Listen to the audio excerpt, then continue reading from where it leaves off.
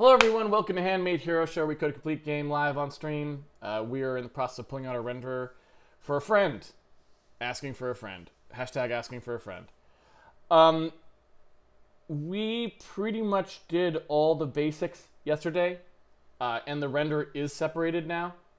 So really what I want to focus on for the next step is actually fixing a couple things in the render and cleaning up the API. So this is more, at this point, this is less of a let's pull the renderer out, which we kind of did and are in relatively good shape for. This is now more of a let's go ahead and start looking at some things that we want to do to the API and fix them, because now that we've got it in a cleaner state, it's a good chance for us to do a couple things we've really been meaning to do for a while. The big one is to figure out how we want to handle textures long term. I've said many times that we have a problem with texture handling. That's because we started off with just software rendering. Software rendering doesn't really care about how the textures are set up. Hardware rendering on several different pieces of hardware does. We kind of need to be power of twos, and we kind of need to be, well, to be fair, the power of two stuff is not really the most important part. For most of the hardware that would actually have caused us problems, the real big thing is we need all our textures to be the same size. That's really the main thing. Essentially, you can think of it as when you start doing a draw dispatch, there's different kinds of hardware out there. Some hardware, like an advanced NVIDIA part, that hardware can just think about textures as a per primitive thing. It's literally like a CPU in a lot of ways, where it can just get a pointer to a texture and just go to town, right? So if you want to change textures per primitive, it's really no big deal. There isn't anything special about it. And the fact that those textures are different dimensions isn't really a problem. On other kinds of hardware, that's not how it works. I don't pretend to know the internals of a lot of GPUs, but in terms of your mental model, it's as if you have to load in a single texture pointer into the chip, in a sense, like into a register set, and then all of your drawing has to be off of that base, right? So you can't just push down texture pointers per primitive and expect that to work. You actually need to have a sort of restart every time that you're going to have that that change, right? And so when you are talking about that kind of hardware, you're talking about needing to make sure that you can access a large number of actual conceptual textures off of a single base pointer. And the only real way to do that that we have is by using something like a texture array, which is to say a base pointer, and then we can index off of the base pointer to get many different textures, but they all have to be the same size, right? So fundamentally speaking, we can't really do much else about it. We just have to say, look, we're going to have all these textures. They're going to be roughly this big. Off we go. Okay?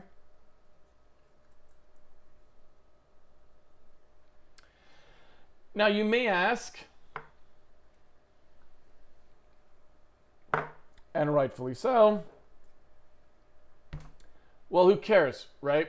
Just pick a big texture, 2048 by 2048. Why not? And just pack as many textures into it as you want, right? And this is called a texture atlas. And then we only need one size of texture array, right? Now, this is not a bad idea. This is a pretty good idea, actually, and you can do it. There is, however, a pretty big downside to it. The downside is either you have to leave a lot of gap between the things that are packed in there, or you have to never use MIP mapping, or you have to write your own MIP map fetch and blend. Why is this? Well, it's because MIP mapping, in my opinion, and, you know, I'm not a graphics person, but I feel like I understand this part well enough to have an opinion on it, because I've done a lot of work on this particular type of thing. MIP mapping was not very well conceived. The way that texture coordinates are computed for MIP levels, I don't particularly agree with. And as a result, you end up in a situation where multiple textures packed together, or even a single texture that needs to be paired up with another texture and not have a seam in the middle, MIP mapping just doesn't work. In order to use it, you have to do things like padding your textures with copies of the things that they're tiling with and stuff like this. It's kind of nasty. And so you end up in a situation that you really don't want to be in, and you've got a lot of issues that you have to address there if you want to handle these sorts of things properly. MIP mapping, they just didn't think about a lot of things when they did MIP mapping. It was a simple solution to the problem at the time, but they didn't think about a lot of the problems, such as needing to place textures next to each other and not have there be seams. And they also didn't think about texture atlases really as a thing. Texture atlases are harder to solve with MIP mapping problems, though even if you had done it correctly, it still only solves a little bit of the problem. You still have other problems about what happens as neighboring pixels get blurred together. So texture atlases is not as big of a deal. It's kind of broken always. So, you know, there's a lot of issues. I don't know what to say about them other than you can go down a pretty large rabbit hole if you actually want to deal with this stuff correctly. On Handmade Hero, we'll be okay with just a reasonable solution. We just need something sensible. Texture arrays will be pretty good for us for all of our in-game art, I think. Like I was saying, maybe if we just have everything as a 512 by 512 bitmap, we put it in there, we go. Since we have a stream-on-demand system, I think we can lean on that to make it so that we just allocate a fixed number of these and we just swap them in and out as we need to. And as long as we have some relatively good prediction, which, you know, I think we can work out, I don't think that's too hard to do, I think we'll be okay. So I think we have a lot of options that other people maybe don't have because we have a solid streaming system that we can sort of improve over time and lean on for solving some of the problems that you might otherwise encounter. I think we can probably deal with that. And as a result, because I think we can lean on our streaming system, I don't think we'll have as much to worry about in terms of wasted space. If we want to waste a huge amount of our 512 by 512 bitmap, that could be a serious problem for another game. But for us, because we're streaming, we only care that we have enough 512 by 512 to do what's on the screen, you know? And so that gives us some flexibility to be more wasteful in other parts. So it's kind of nice, right? Like that buys us, it means that there's no cost to the GPU texture memory wastage that there normally would be, right? Because we're not counting on being able to pack all this stuff into the GPU texture memory for an entire level or something and just expect it to work. When we're streaming, we can always just say, look, as long as we can fit what we need to stream in for like our current screen in a little apron, we're done. We don't really have to be any more compact than that. And so that can help us with stuff like, you know, not having to have a big texture atlas system in there, which again, bogs things down, adds a lot of complexity and all these other things that, you know, we don't really want to have to do. And also that would make the code slower. Because it's actually thinking about all that stuff, right? So anyway, what we want to do is figure out how we're going to move forward on this, though. How we want to start moving to texture arrays, because I really think we do want to. And hopefully get a little bit of the way there today. That's what we'd like to do. And, you know, again, this is kind of like half and half. It's partly because, hey, we're pulling out the renderer, but it's partly just like we would really like to be able to do this, right? Okay, so let's start by doing something really basic, which is right now we've got, if we load up Dev Studio, we've got, did I close? I did. I intentionally did not mean to close this. That's going to stay up there. We got to remember this.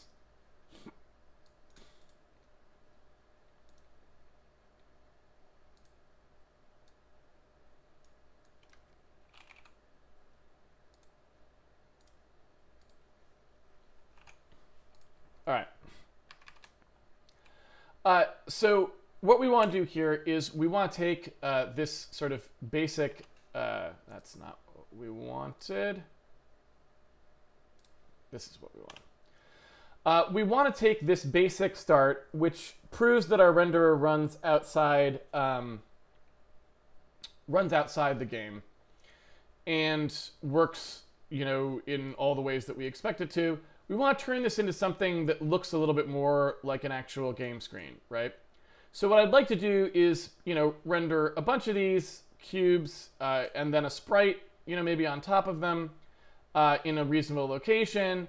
And then I would like to have them be textured with textures that we loaded from disk, right? And then at that point, I think we're pretty much done. You know, we've provided a solid render service that works, and off we go, right? So I'd like to go ahead and move down that, move closer to that goal. I also wouldn't mind making this a little bit more active here, you know, something that we can see a little bit better. Again, I don't really know what the perspective is supposed to be for the game in question here. I asked sort of for like a pointer, just a simple example. It was...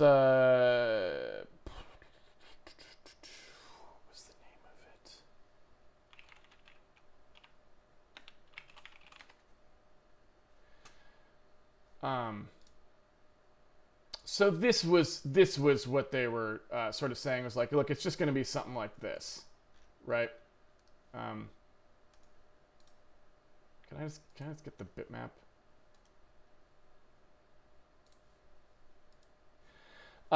You're just talking about something like this, right?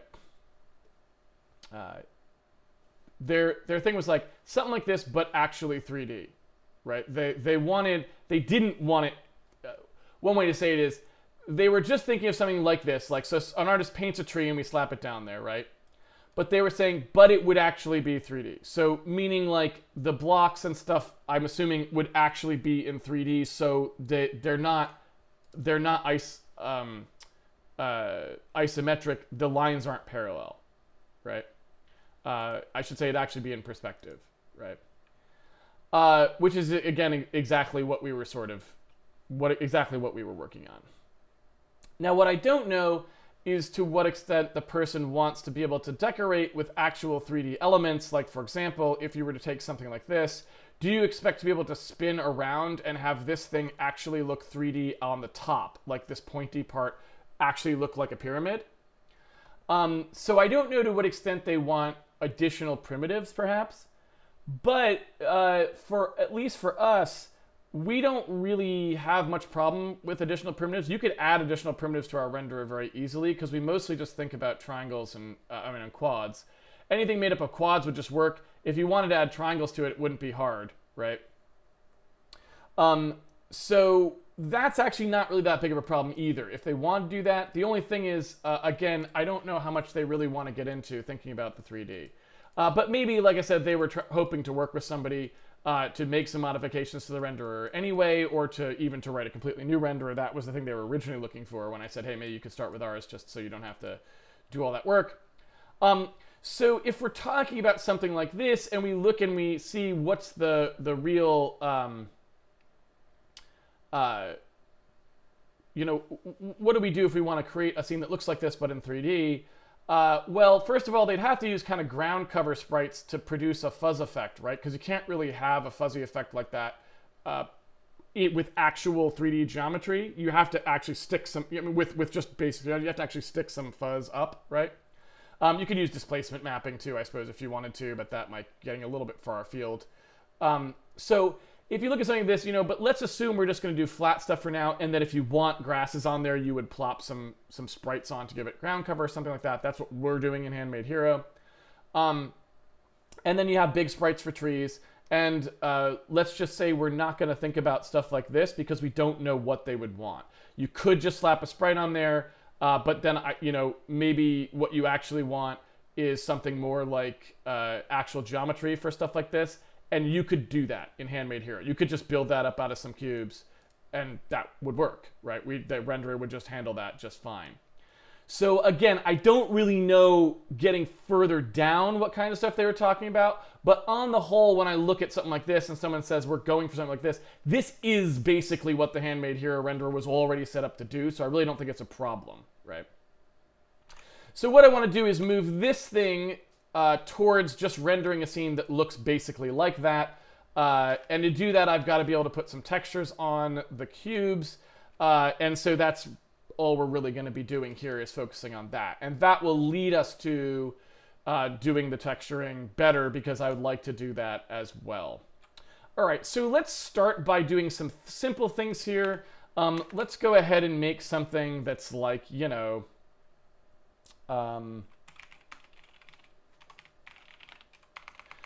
render simple scene.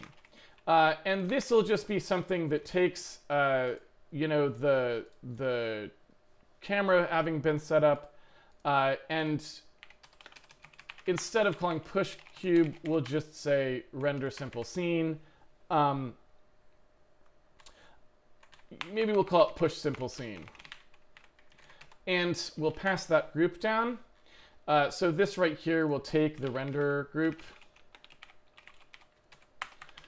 And that way we can just say, okay, you know, here's our little simple scene. Let's draw something. Simple enough, right? And let's make it a little bit more interesting. So let's just draw a lot of cubes, right? Let's start by drawing a fair number of cubes. We'll kind of just do what we used to do in Handmade Hero when we make, oh good, Ubuntu just told me they want to update. Perfect timing, right? I got nothing to do. Sure, pop it up. So I'm going to go ahead and say, let's loop over an XY set, place these things into the world, and we'll go from there. Okay. All right. So let's say we've got an X index, or just an X. You know, I don't know how many of these we want. But we're just going to make a grid here. And by stepping along this grid, we can just push cubes in here. And we'll make those cubes have a little bit of variance to them. So the first thing I'm going to do is set the cube position. And that can just be like X, Y, Z, you know? And what I'll do is I'll say, well, the X position and the Y position can just be, you know, the meter, right? And then the Z position will be something else that we do here. And for the moment, it can be 0. That's fine. So now we've got a position. We have a dimension. The dimension, I think, is the total dimension. I don't know if it's a dimension or a radius. This is, again, why pulling out the render is going to be nice, because I'd love to go through and take this opportunity when we're done to, like, just say, here's what the whole API is, right? What are things? Are they radii or are they dimensions, right? So here, this, you know, and just be uniform about it. All right, so if it's radii, I want a ½ meter on either side, right? And then here, I could, if I want to, since this is a C library thing, I could make a little bit of variance in the Z, right? I could do a rand, and then, you know, divide that by rand max, right? That would give me a 0 to 1 variance in the Z. And so I could then just get a little bit of variance in there so you can see the kind of cubes a little bit better, right? And off we go. Don't ask me why. I thought I could set a negative value for an unsigned. Just hubris, I guess. So there we go. And that's good. That's all our cubes. We now need a little bit more for our cubes, probably to actually see them, right? We want some color variance in there because we're not slapping textures on them yet. So in order to get color variance in there, we want to just create a sort of a varied color. Let me just go ahead and produce a color here. So what I'll do is I'll just say like, oh yeah, I don't know, for now, let's just set it to a gray. That's based on the Z value of the thing. And in a minute, I'll make a better color in a second here, right? Oh, right. This random has to be seeded properly for us. How do I want to do that? Well, I guess I'll just override. That'll set the seed, and that way we won't get any sparkles. So if I put this in here, yeah, let's just try something simple here. So there we go. Now, the color doesn't really seem to be changing as much as that should. Am I interpreting that statement wrong?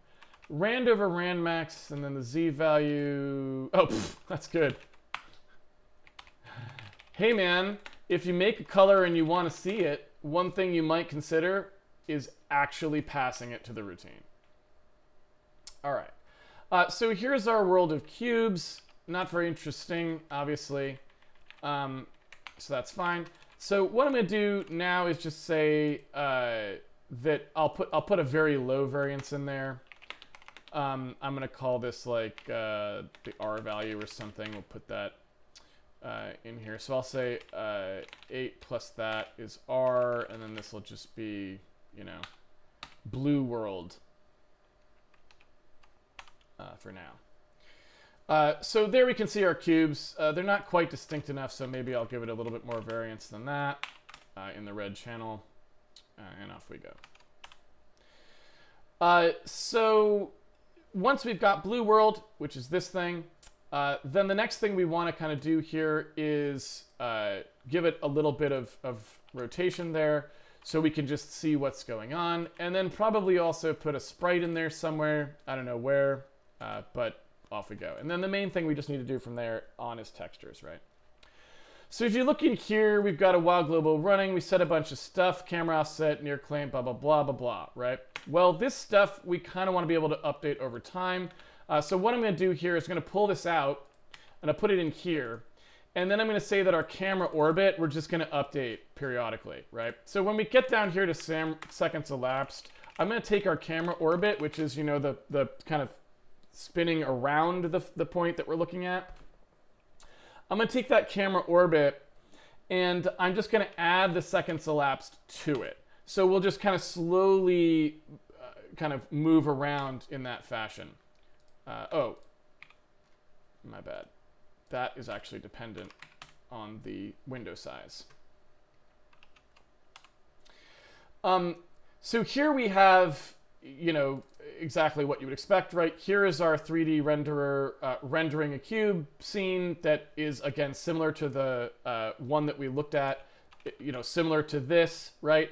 And now we want to start putting in those textures, and we want to start putting in, you know, like that tree, for example.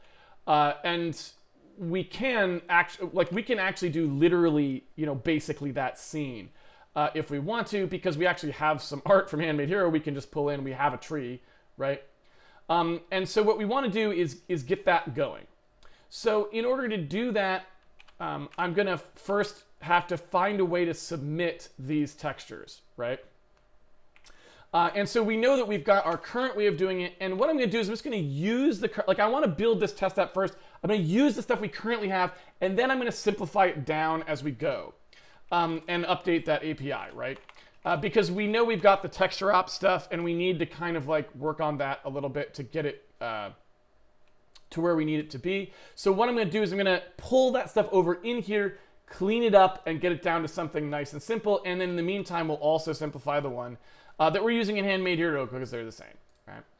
So what we need here is we need one of these renderer texture cues. So I'm going to go ahead and grab that.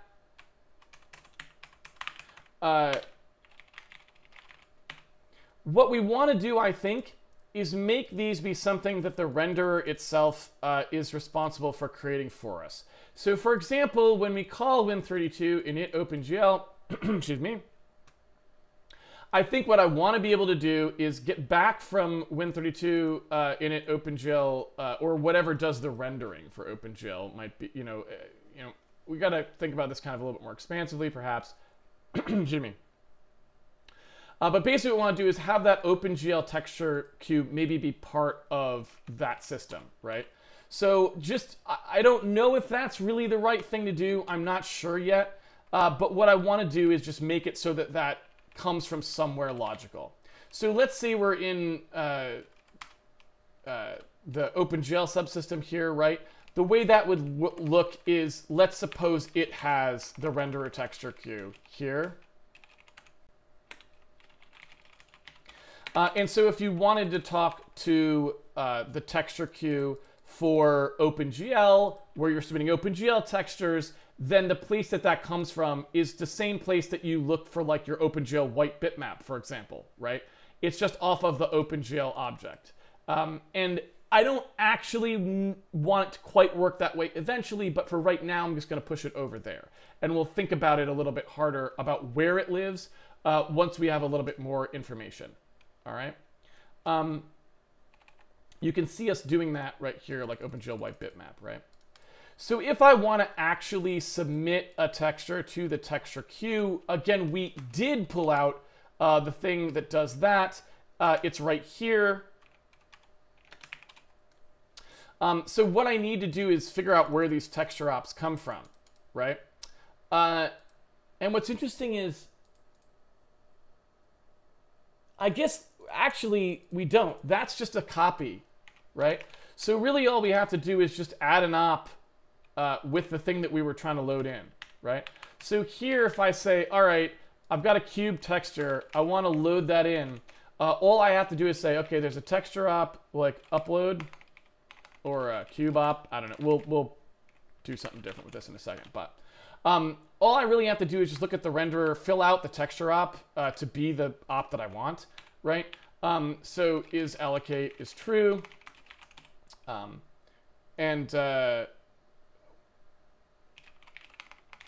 Where is that defined? Right here. I got to fill out the width, the height, and the data. Oops.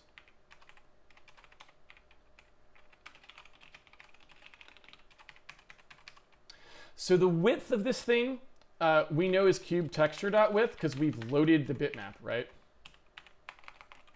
There's the height. The data is the cube texture's memory. And the only thing that I would point out here is we don't actually have a pitch. So we're going to have to make sure that the pitch actually works here. Now, fortunately it does, but we want to roll that in probably in a little bit, slightly different way. So then if I set the result texture here, the result texture is going to be, we have the renderer texture cube. And this should really be cube bitmap, right?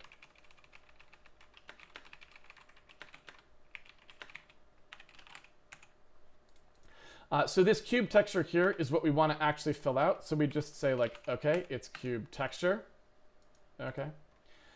And that's the thing that we actually want to make sure that we process. So then we go ahead and add that cube op, and we put in here, whatever the texture queue is that we want to queue it on. So since we know that we're doing the texture queue of OpenGL, that will do the queuing, right?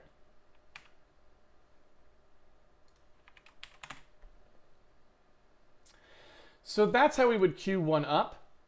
And what we want is, we actually want to queue that up earlier rather than later, but it doesn't really matter. So when we actually go to push this, I could, for example, just push this in here and say, okay, now when we're doing push simple scene, we'll pass that cube texture in here. Render a texture, cube texture. And then I can just say like, oh yeah, put the cube texture on there,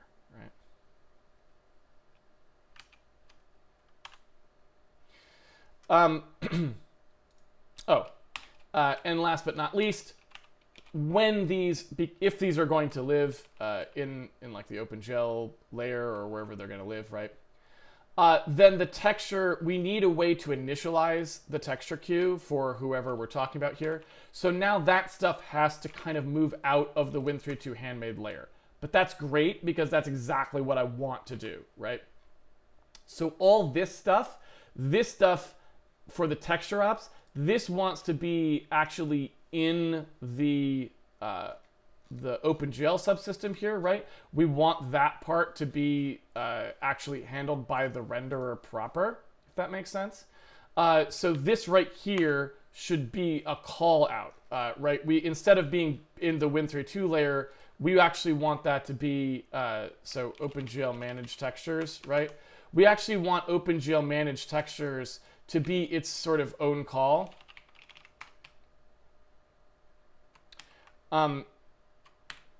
And what you can see here is we've kind of got, this is our OpenGL render commands, and then we have OpenGL manage textures. We want to stop doing that, right? That's not going to be how we do it anymore.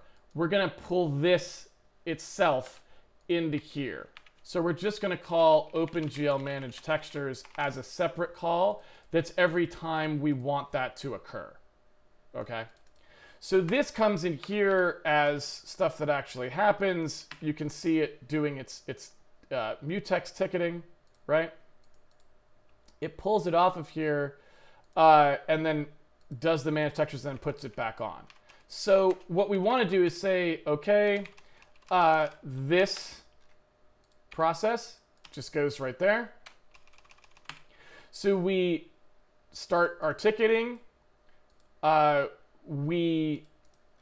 by the way, this is all based on the OpenGL subsystem here, so it's just it's all using sort of the implicit OpenGL global, which we could now, if we wanted to, be more conscientious and actually pass into these few routines that actually use it, which we may want to do as part of the pulling out process, but that's kind of a separate issue.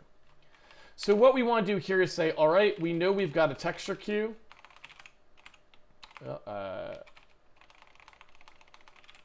Render a texture queue.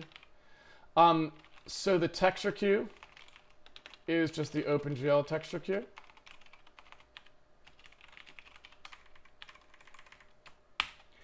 And then what we want to do is these two operations. Now, what you can see, though, that's very important about these operations, at least I hope you can see about them, is they are not tied to a renderer. So no matter which render you were doing, you would do these two operations. Dequeue everything, and then requeue onto the free list, right?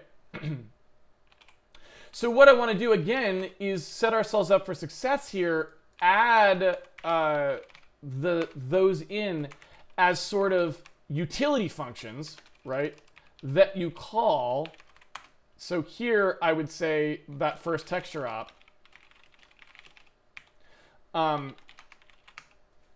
last texture op, right? I want to get those out here, and I want to produce them here, process them, and then I'm going to put them back on to the free list, right? Last texture up next equals first free. That chains it on, and then texture as first. Yes, so that chains it on, right? Okay.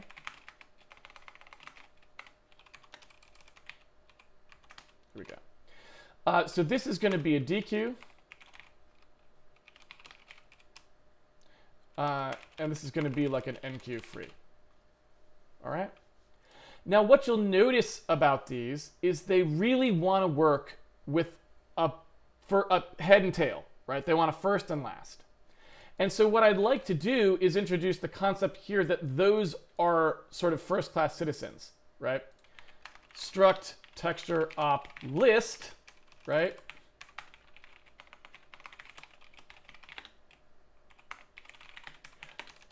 Those are the pending operations.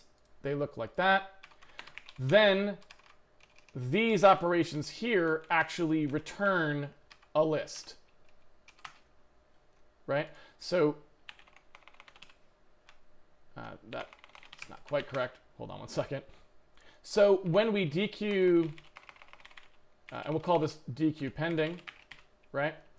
We pass the texture op queue that we're talking about, or I guess, sorry, renderer texture queue.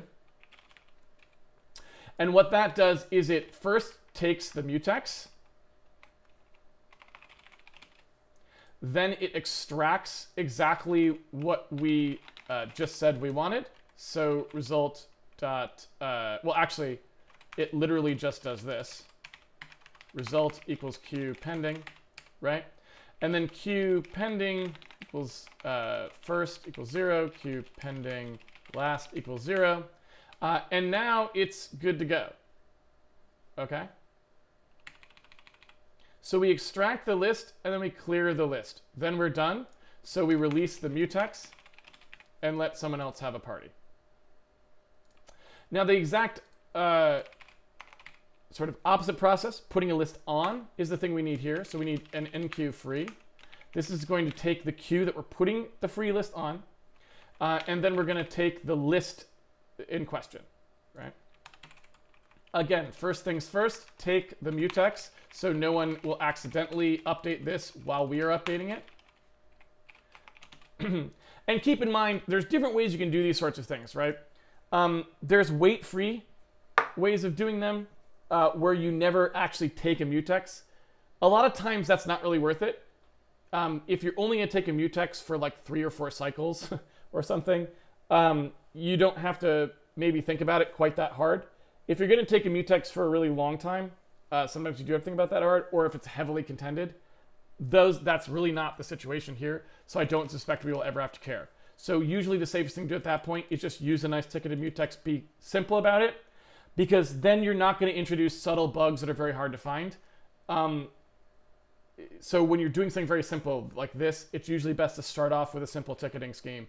And then if you really find you need to do something much more clever, you can look at that later on.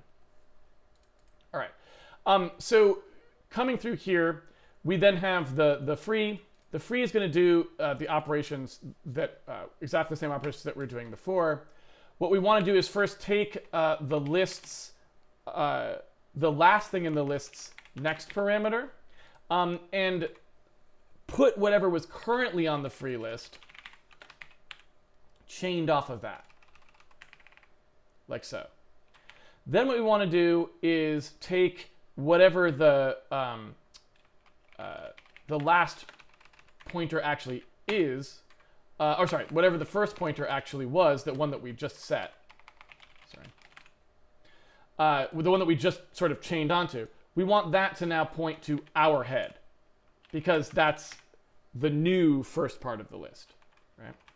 Now, obviously, if someone tells us to enqueue a free list that has nothing on it, we don't want to even take the mutex, right? Not only do we not want to do this because we would crash, because we'd be looking at the last pointer, which we don't want to do, but we actually don't really want to do anything, right?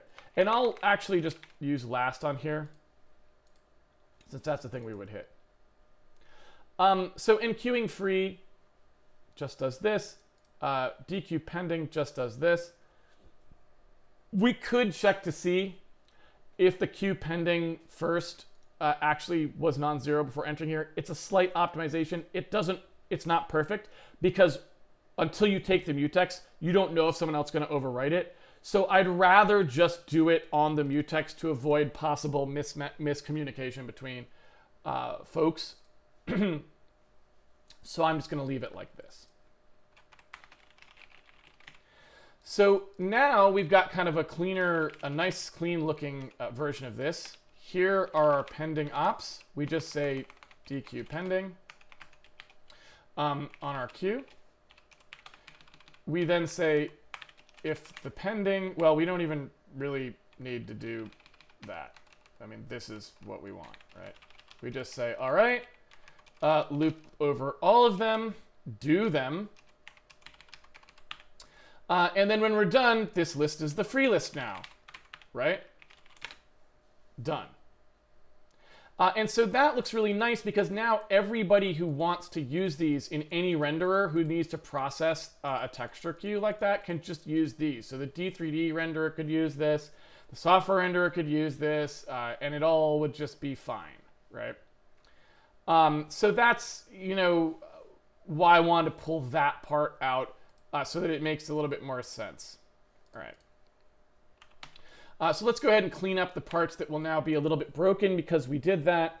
What is that? Does it not know what that is? What is the problem? Identifier not found.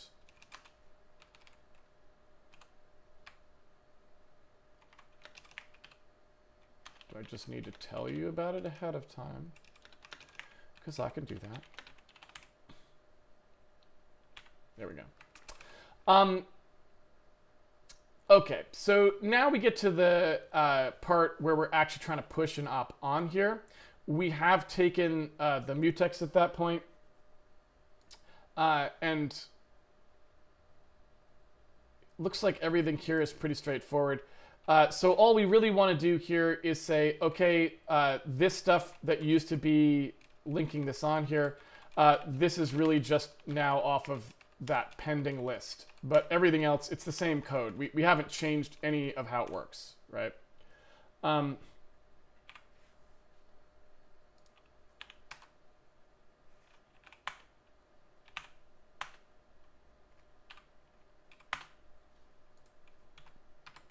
know why we left that on there. All right. DQ pending. Did I mess up the cut and paste of that?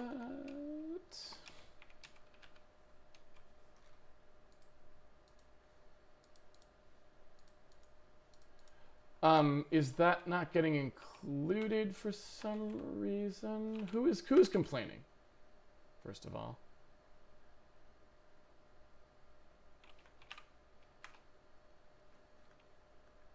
Because I thought these were now included, and maybe they aren't. I guess this is not included by the Win32 layer anymore. Which I guess makes sense. There's nothing else in here that it actually needed. So I'm not sure how I want to deal with that. I mean, one way I could deal with that, I suppose, is just pushing them up here. I'm not sure how much I really like that, but it's eminently doable. But point being, now if I'm going to just double check to make sure that we're still running okay on Win32 Handmade. So those textures, I want to still make sure they're uploaded. Oh man, and the answer is no.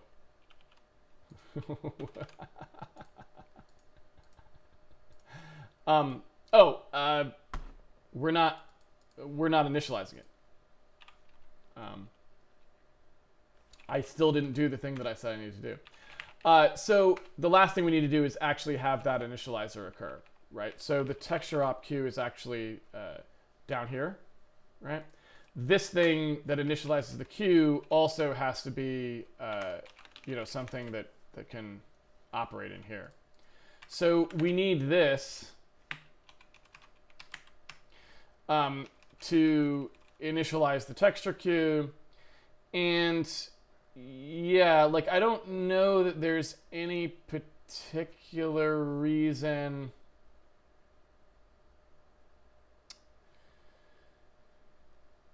I'm just looking at it. Basically, when we init OpenGL, it could just call this. I'm thinking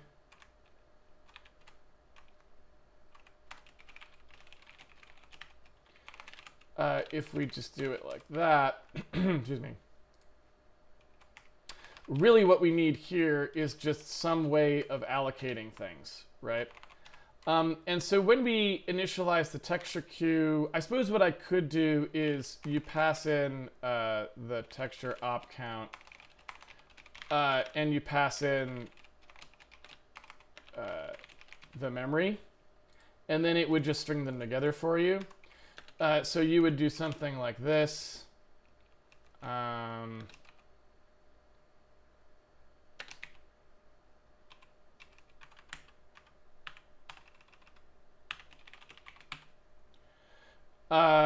You would do something like this, and then you would say that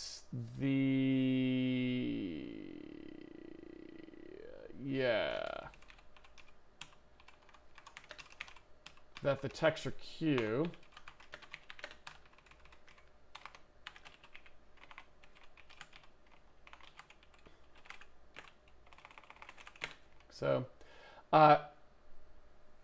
has however many texture operations you would like it to have, and has those from here.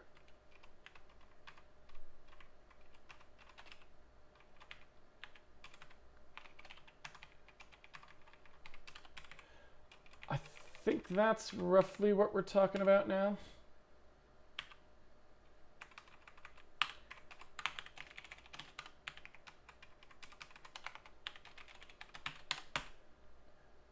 Right? And I'm not 100% on board with that quite yet, so there's a little bit more that I probably want to do in terms of how that is actually pulled out. What's going on here? Texture up count. Why is there a void in front of that? Cut and paste bug.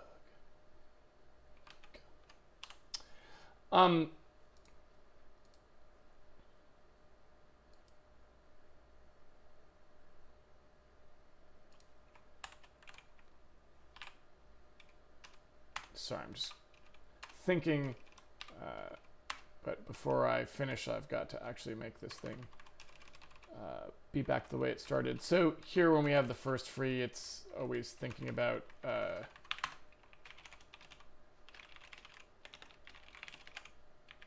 that as having been initialized to the texture up array. So I just got to set that initial pointer. So that's I'm not sure how I feel about I'm not sure how I feel about that. I'm going to leave it that way temporarily, but there's some things that I don't love about the way that would work. And so I'm probably going to revisit that when we actually go to do a cleanup pass on how we want initialization to work. I'm not 100% sure how I want to do that. But point being, this code can now be executed in here as well, right? So we can say how many texture ups we want. We can get ourselves a texture queue and initialize it.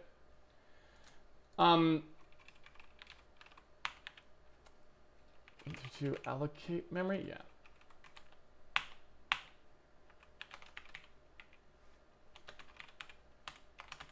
So we can initialize our own texture queue in here now.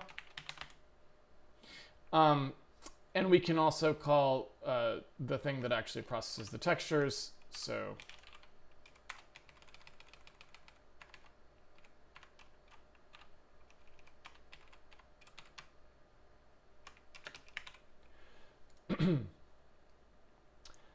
we can also, if we want to, bake that into the OpenGL render commands. It could just choose to do it. I don't know like how we want to look at that. And that's, again, when we clean up the API, we can decide what we really want to do there, because I don't necessarily know what we want to do there. And, you know, it might be just simpler for the user if just you call one thing and that launches your texture uploads. You lose a little bit of ability to do that elsewhere, but, you know, whatever. So anyway, as you can see, not a big deal. It just works, and off we go. And so now really what we need to do is start thinking about how we're actually going to texture these cubes and giving the user maybe some more ability to control like how they place things onto cubes, because that would be something that you would want to do. I don't know how much we'll use of that on Handmade Hero, because we could probably just use one. We could probably just use one very simple tiling method and just have all of our bitmaps conform to it. But who knows? Maybe we would want something fancier than that too. I don't know. So, you know, let's just go ahead and do a little bit more here. I'm going to drop in the art directory, take a look at what we've got. So we've got a forest block there that maybe I might want to drop in there. And I'm just going to grab like one of them trees. These are orphans, which is not what I wanted. I know there's some trees in here somewhere. So those are the grasses.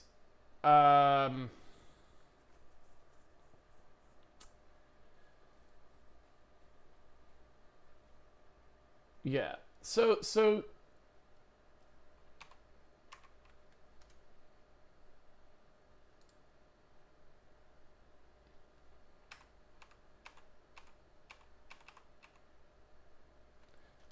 let's grab one of these. And like this like poofy tree, this like poofy tree here kind of looks a little bit like sort of the thing that was in the other one. Like that's reasonably close. So I'm just going to grab it with the magical crop tool that I was having trouble finding before. And then what I'm going to do is I'm going to scale it. I'm going to scale it down to 512 on its longest dimension. And then I'm going to set the canvas size to 512 so that it's 512 and then just has a bunch of empty space around it, right?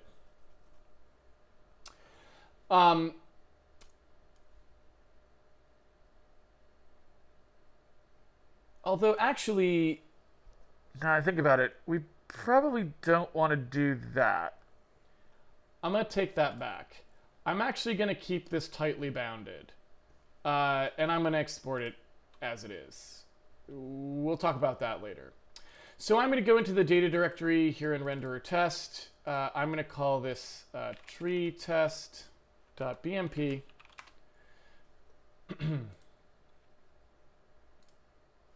There we go. I'm going to open, I think it's block forest. So I'm going to open block forest and I'm going to export that as well.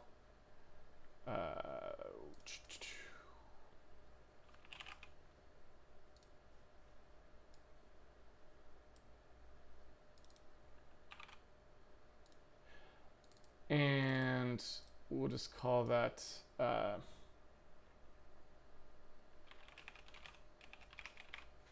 something like that.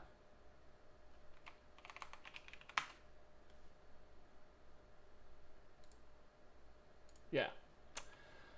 And just looking here, so this will be like test sprite head, test sprite tree, test cube wall. Yeah, right. And then I'm just going to try throwing those in there. That's really all we're talking about. So I'm going to close this down and that down. And then I'm just going to load these bitmaps. So if you look at this, what we want to do here, I don't know why I opened rendertest.h. When we do a load BMP, we really don't want to load a BMP for any reason. What I actually want to do is just get a texture, right? I don't care about loading a bitmap. I care about loading a texture, right? And so what I'd rather do here is just be able to say, like, do this every time, you know? So that's what I'm going to do. And I'm going to say that we then have like a renderer texture that is the cube texture, and that's like test, I don't know what I called that, test cube grass. Right, so there's our and I'll call this grass texture, let's say.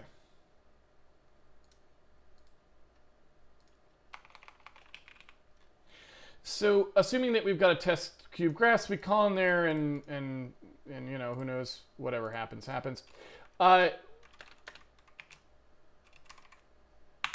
What I need to do now is I need to actually have some place to store this. Now remember, this is a write back situation. So I can't just do this because nothing will happen.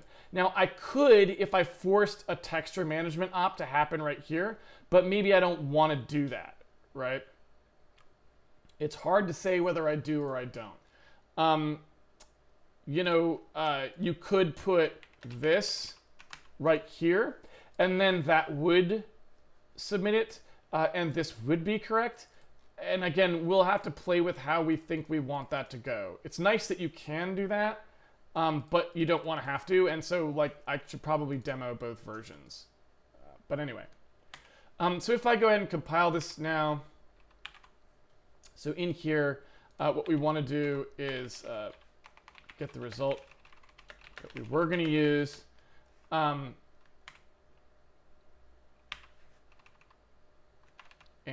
change loaded bitmap here to renderer texture. Yeah. So now we've got our ground with like the grass texture on it or whatever, right? And the only thing that's a little bit so there's a few things about it, but the only thing that's a little bit like janky now is we don't really have the mapping on the cube, so it doesn't really make, it's like totally doesn't make any sense, right? So what we want to do is probably, you know, make that mapping make a little bit more sense, but then we want to start sticking like some sprites on it. So I'm going to do the sprite part first because that's getting the rest of the API calls in there, which is what I was kind of trying to go for there. So I need to load like that tree.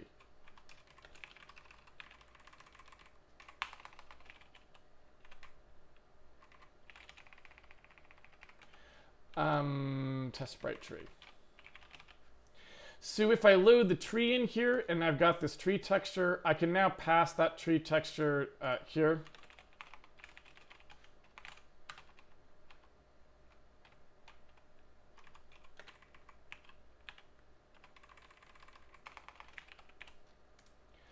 And what I want to do is inside here, occasionally I want to put a tree in. So I don't know like how I should really put a tree in. We probably want to make something a little smarter than this. But I'm just going to do a rand choice here. So basically like if, you know, rand mod 10 equals 3, because it rhymes with tree, every 10th square we'll put a tree in there, right? And then we can jack the number 10 up to whatever we end up actually wanted in terms of sparseness of our tree, right? Not rocket science here.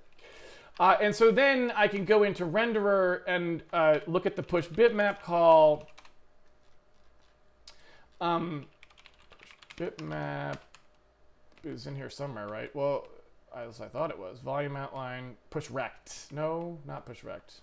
Push quad.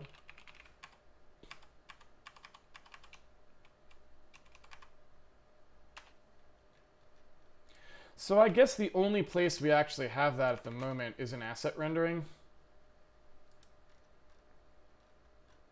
Right, it's this thing. And so when we actually push the bitmap on,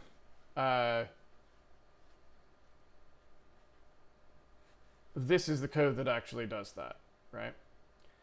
And this stuff is probably wants to be part of the renderer proper, right? All of this stuff.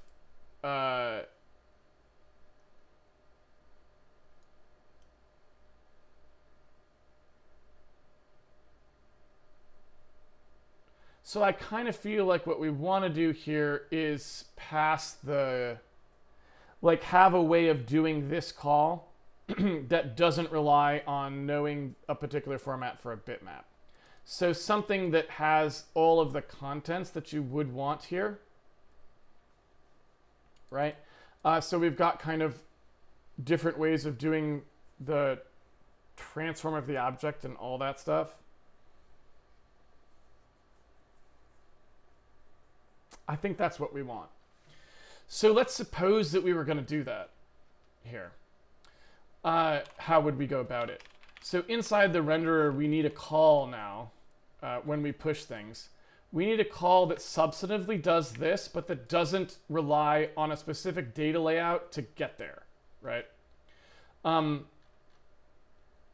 So in here, we would need a thing that says, I'm going to give you a renderer texture.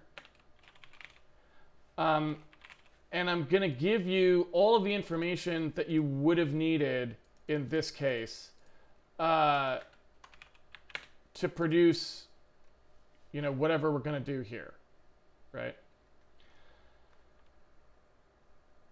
Yeah, and so that's a pretty big package of information. Like there's a lot of stuff that has to go into that. So for example, we've got the UV information here.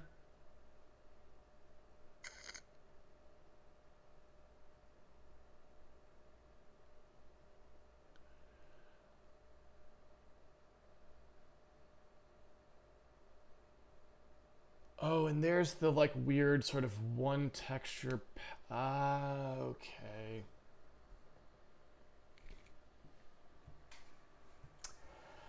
So if you look at what's happening there, that's actually shrinking the UV by 1. If you remember what that's from a very old school thing where we wanted our textures to have an additional 1 pixel border that you could fetch outside of for bilinear. We don't have to do that anymore because the software renderer now gets an upload step. So what that upload step could actually do is move the texture into a bordered region because that's the prep it needs to do. That's its texture upload, which is what I would prefer because we don't really want to be doing a 1 pixel shrink on our bitmaps.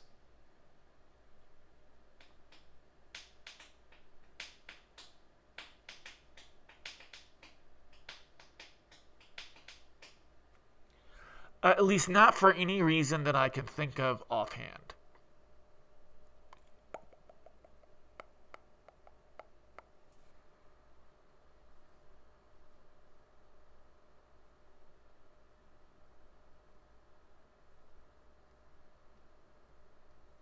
I'll have to think about that some more. If there's anything that we want that, if there's any reason we want that anymore. If we look at the rest of what's going on here, I think what we can actually see is that if you look at the dim, it's just the size and the basis P are the only things that are getting used from there, right? So I want to look at get bitmap dim. Where is that defined? So we've got basis P, size, align, and P. And here it looks like we only use size and basis P is the only things we're actually using. That min P is used, is it not? Yeah. There it is. So we need to pass in the basis P and the size. But then we would be able to get rid of this. Right? So at that point, the only thing we really have a problem with is this, which is we need to know the basically the texture coordinates for this thing.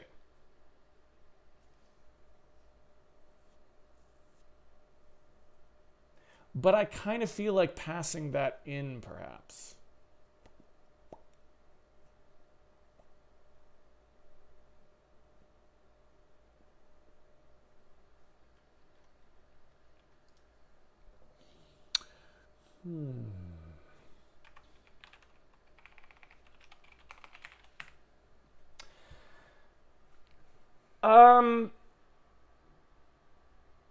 So I have a lot of things to say about this.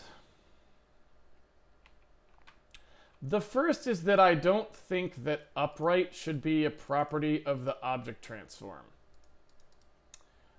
I feel like it should be a property of the sprite. So I feel like it should be more like this.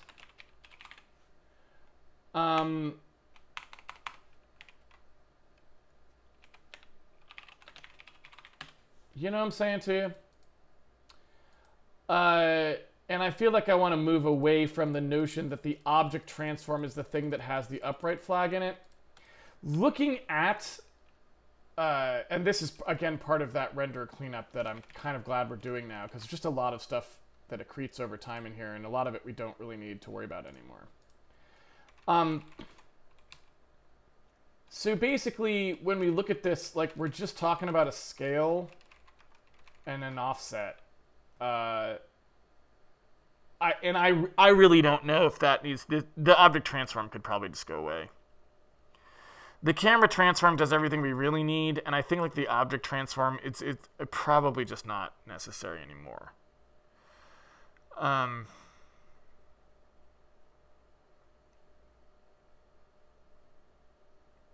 So I kind of feel like, yeah, I kind of feel like what I want to do is I want to have this assume, you know, like that maybe the size gets passed in. So we assume you took care of your aspect ratio scaling however you wanted, right? The width and the height are a little bit tricky here because they get used here, but I'm just going to say that maybe the min UV and max UV are passed in too. Like this. And then this goes away. All of this stays the same.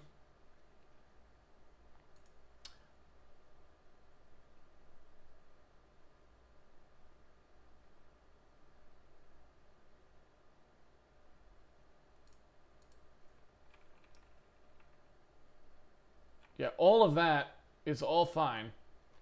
The upright flag is passed in. This is all sane. So this dim.basisP, that's just the actual position then, right? It's the min P, right? And we could construct it in different ways. I don't know if like how exactly, if we want to do basis point and we come out from it. We probably do. So you probably want to do like P and size and then like, you know, maybe it's like ground point. And we construct it up from there. I'm not totally sure like what the best construction is, but we'll talk about that in a second. So if we do that, then the min P would just be like whatever the ground point is, we would just need to move to the side, like along the x-axis, right? And in fact, we've already got the size factored in there. So if we just said, look, the location of this thing on the side is just you go backwards from, you just go backwards along the x-axis halfway because it's already been scaled to however big the thing should be. That seems doable, right? And we'd have a negative 0.5f y-axis in here if we wanted to move it down the other way. I don't know if that's quite right yet. We can talk about that and debate a little bit later. But for now, that's fine, I think. So then just grabbing this out and looking what's actually coming in here. Object transform is not a thing, right?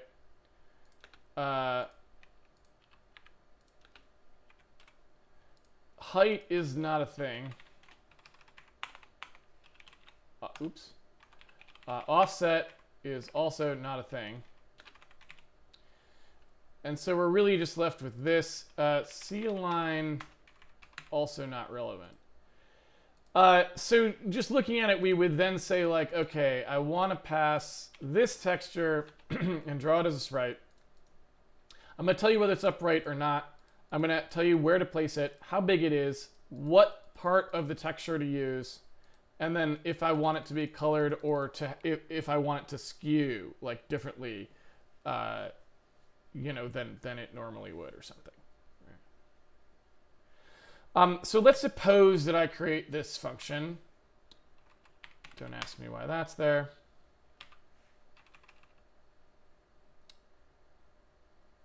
What is ground P is supposed to be three-dimensional. I don't know why that was marked as a 2.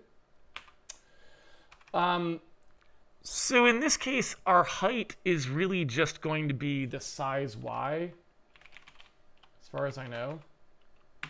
But I guess I don't know if size y is adulterated in some way.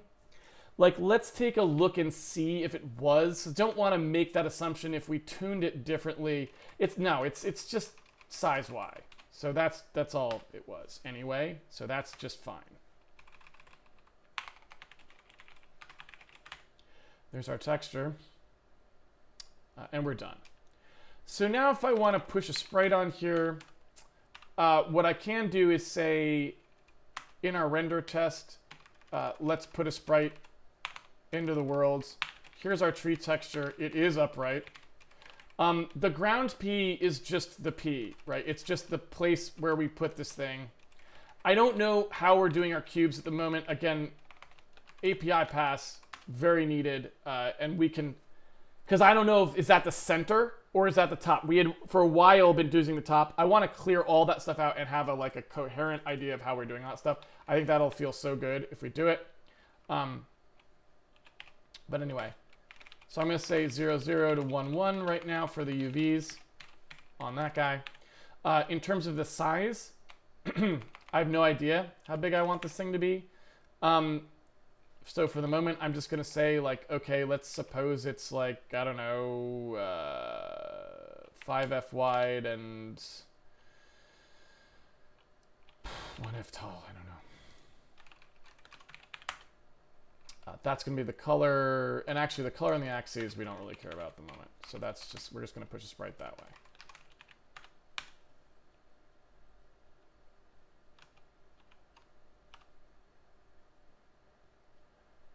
I don't like the fact that I'm not seeing anything, suffice to say. Also, let me just do this every time, just to so we can see as much as we can see. Yeah. So let's go ahead and step into push sprite there and see what we're computing.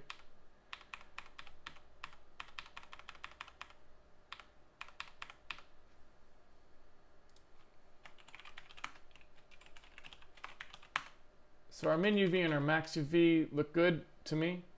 Min X, min Y, min X, or max X, X, Y.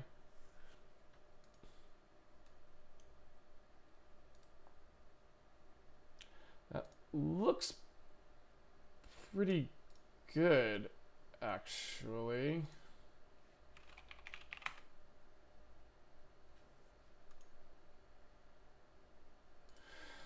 So what's the problem? Why are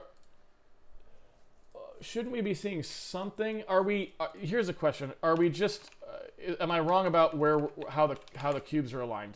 Does the ground point actually have to be elevated up? Are we just like inside our cube? Okay, so that was the problem. We were just inside the cube. To produce the ground point here, we need to go up to the top of the cube. So for a ground P, it's actually P plus whatever this dimension is, right? So there's like an H value here that's the height of this cube. It's actually the radius, so let's call it that. So we need to go up by the Z radius. Another way to do that would just be say, let's pop the Z by the Z radius. And then once we have that ground P, guess I should do it this way because I want to actually write it closed form. There we go. So then we'll just say, okay, that's the actual point on the ground, and off we go.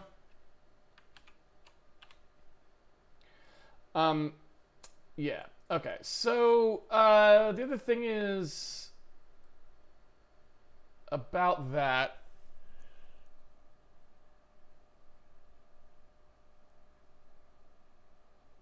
It looks like they're not centered, which doesn't make much sense to me. I wonder if I screwed something up let me look at this. It looks like that it's not properly centered, whereas this should do that in theory, right?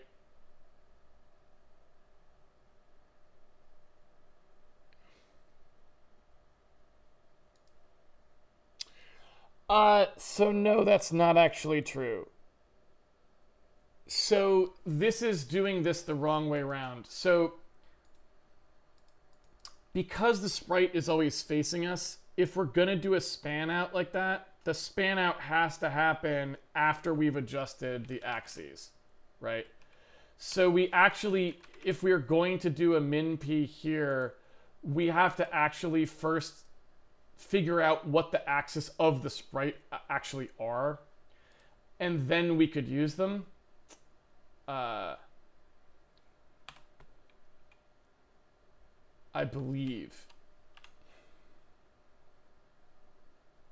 Yeah, and now you can see that they're correctly stationed in the middle of the cube, which is where they should be, right?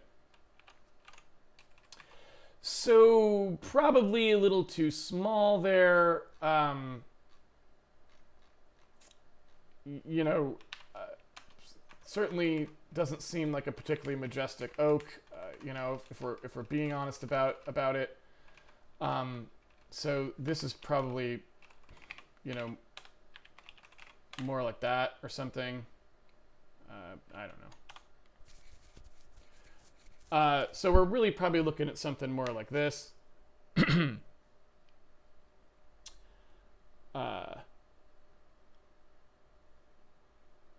Seems about right.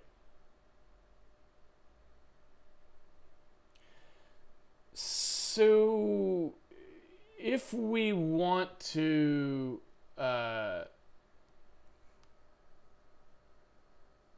I guess the other thing we probably should do is, so if you're doing a game like this, you probably don't want to rotate the camera because all your art's going to look kind of crappy.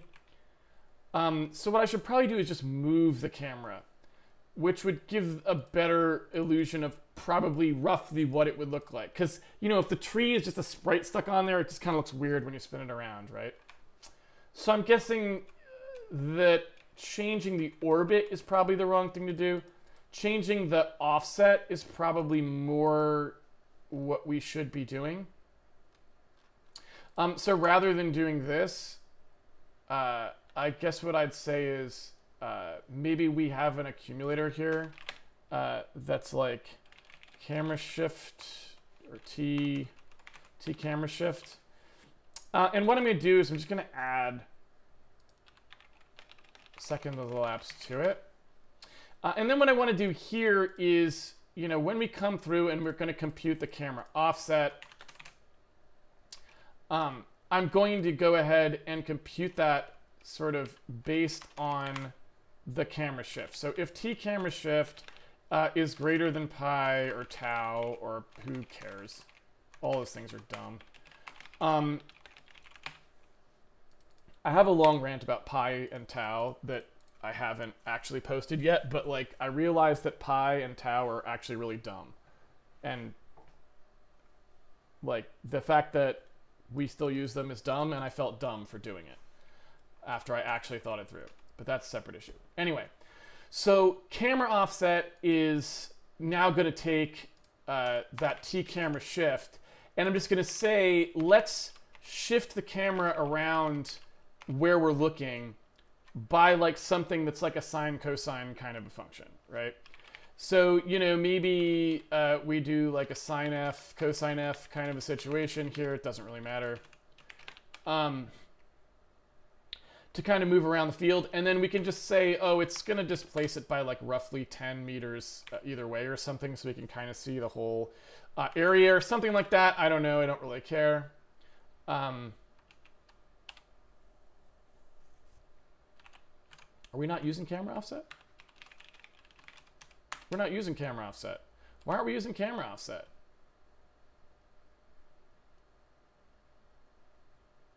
Huh. Well, presumably we have a translate, don't we?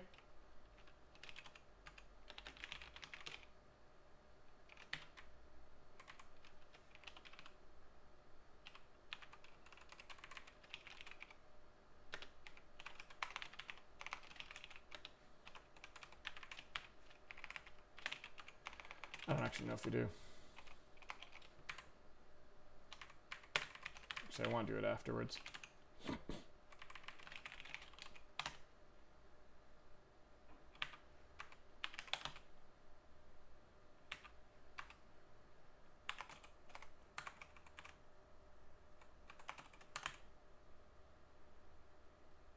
Oh.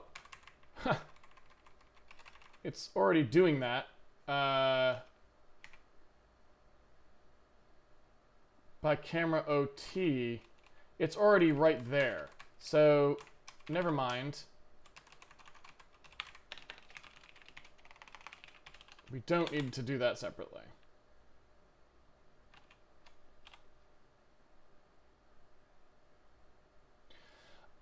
So this seems like a better test, right?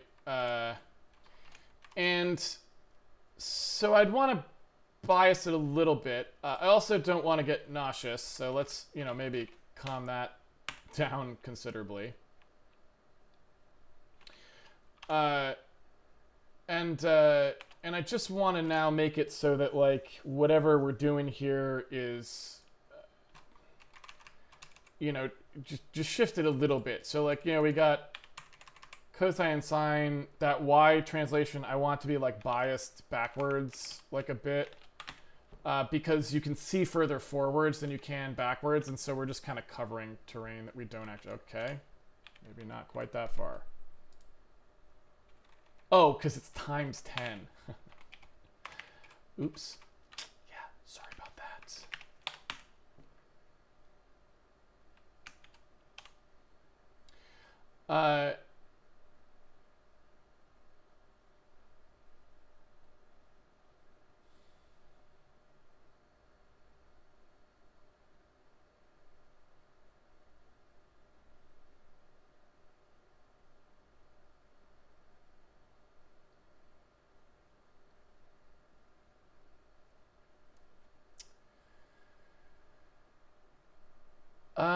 So yeah.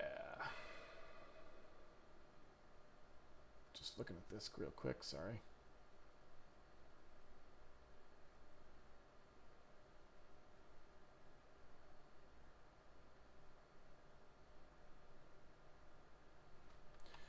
All right, so the only thing I really want to do here is just give us a little more coverage. I'm going to make this a, oops. I'm going to make this a 30 or a 25 just to get us a little more coverage. Also, those trees are still too small.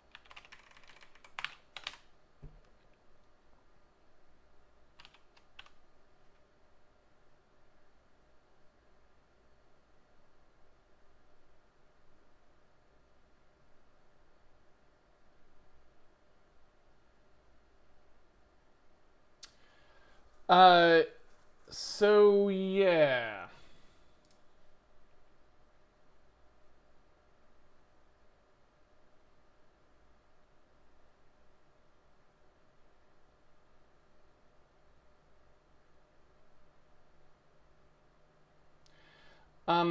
The other thing I want to do here is I would like to, I still feel like the trees are not quite pegged to the center.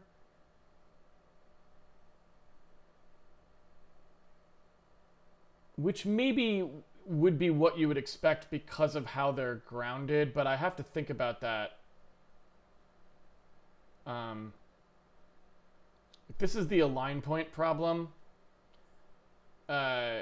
And I'm not sure exactly. We'll have to think about that a little bit more. But so anyway, let's focus on one more thing now, which is when we do a push cube. I'd like to now get the texturing correct on the push cube call. So if we come in here and we look at push cube, when we're actually doing this, what I want here is some way of being more explicit about the texture coordinates. So what you can see happening is there's literally nothing smart happening with the texture coordinates at all. They're just kind of slapped on there. What I actually need to have happen here is when you do a push cube, we need to have the texture coordinates make some sense. Now, I don't really know how I want to do that.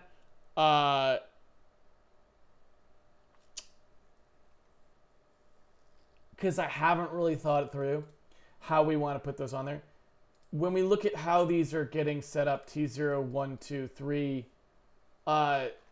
that's like totally wrong, you know? So we're looking here, we've got our quads like negative x, negative y, plus y, negative z, plus z.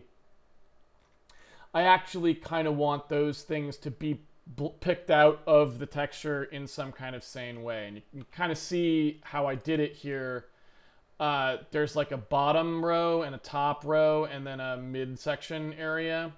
And so I think what I want to do is just texture them with just that first row at the moment, just as a start, right?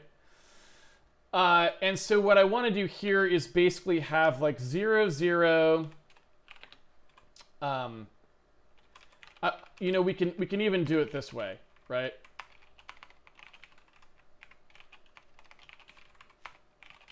So that would be one set of T, like that would be top, right? Let's imagine we have 3 of these. So that would be top. This would be a wall piece. Not quite. So let me rephrase that. So this part is actually still, this part never changes. Oh, kind of got overzealous there. It's just this part that changes. And this would be a bottom. Right, so just picking out those 3 segments of that. And so, you know, this, and this are sort of like the, I don't know what you want to call it, top T0, like mid and bot.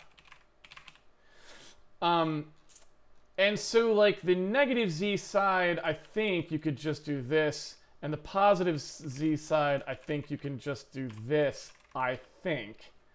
And then these, you know, these are mids. But they're probably not going the right way round, meaning it's probably not T0 through T3. And so we're going to have to fix that. The texture is going to be spun wrong. Does that make sense? If we do it that way. So let me just look at what we've got here. Am I... do I not understand what negative Z means in this case, in positive Z?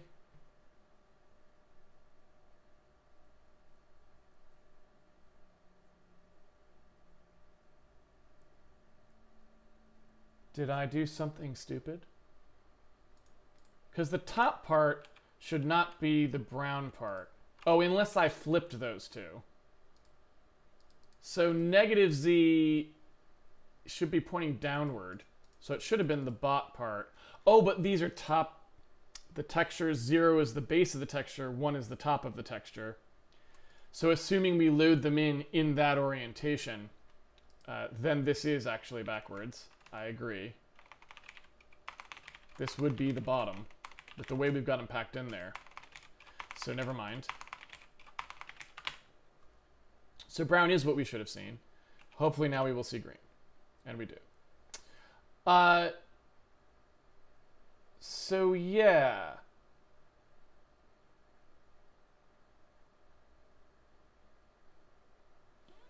So I think that's mostly what we want there.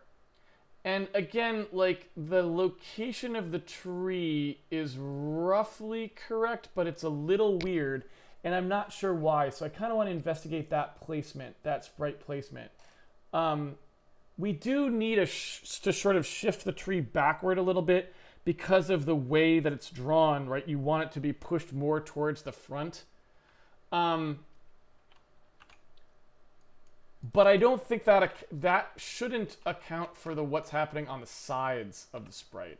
So that I'm just not quite sure about how we want that to really be set up. And we kind of looked at this before. It has to do with how you take the tree and produce the coordinates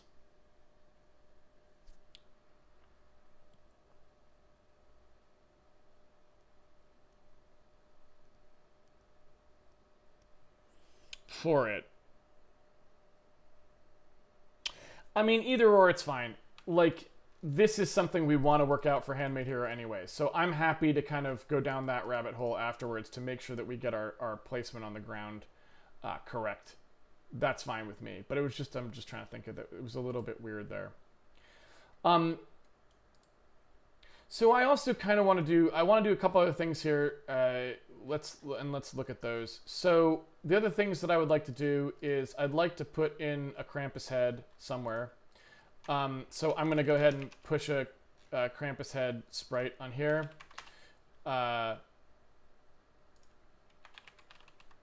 So I want like this to be grass texture. I want the grass texture, wall texture, tree texture, and head texture. I just want to get those in here. And I would like to do some kind of thing where we pick maybe which kind these are too. So like maybe do a rand mod 10 equals 3 here as well, equals wall. Nothing really rhymes with wall that's a number.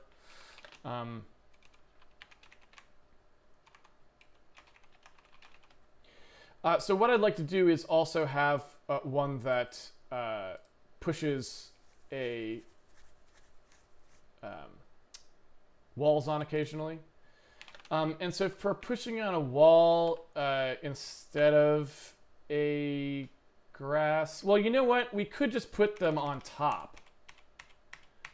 That seems fine too. So like maybe we do something more like this.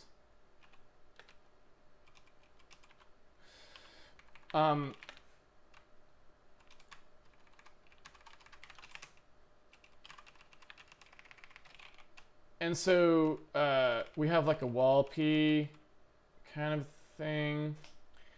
And the wall is, you know, higher than that. So we just kind of put it up.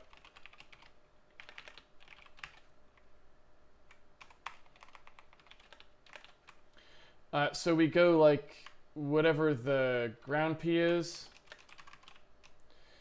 We start there and we go up half the radius of our wall texture, right? This is our Krampus. And I don't know where Krampus is going to go, probably right in the middle. Krampus can be floating 3 units up and be quite large because, I mean, he's Krampus. Don't screw with Krampus. Everyone knows that. It's just basic stuff. I don't feel the need to elaborate further. So tree texture, head texture.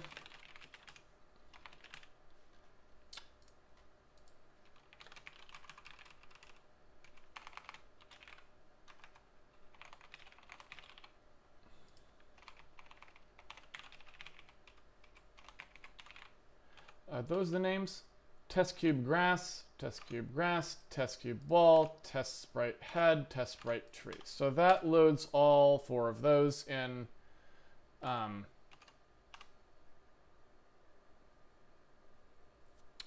and I gotta actually go use the correct one for the walls there. Also, where is Krampus? There's Krampus.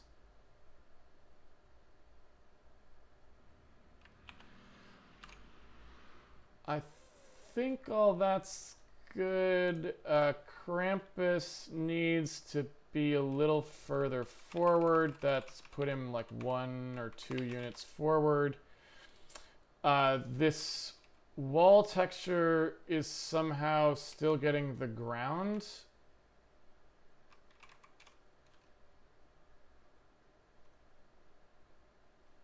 because, well, because I passed the wrong one. So kind of what you would expect.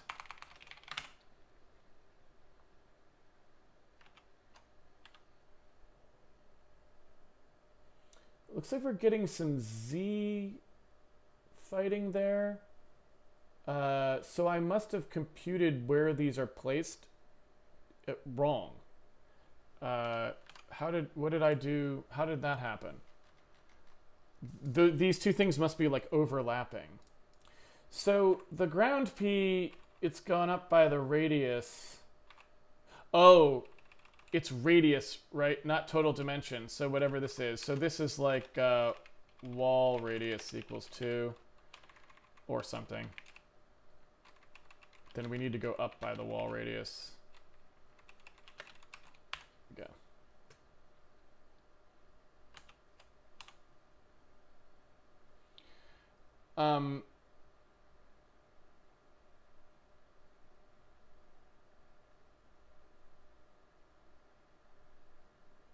So I think we're pretty good there. You can see what happens if you put a wall, like the trees, I think, need to be bent more backwards in this perspective. You know what I mean? Because they don't really super work when you have actual geometry in there. Now, granted, maybe that's just something you have, right? Because the tree is way too flat down. Like, it needs to be, like, kind of, I don't know what the word is, but it needs to be, like, more eccentric. So if you were to look at what the push sprite was going to do here, right?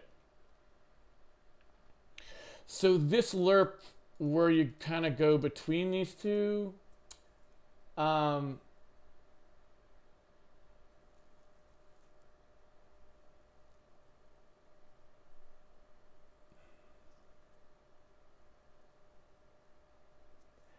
you know, it would need to just be, it would need to be a flatter, more standing up thing in order to not have that problem. And I'm not sure what you would really do otherwise to fix it. I don't think there's really much you could do. Right? I mean, because you can't...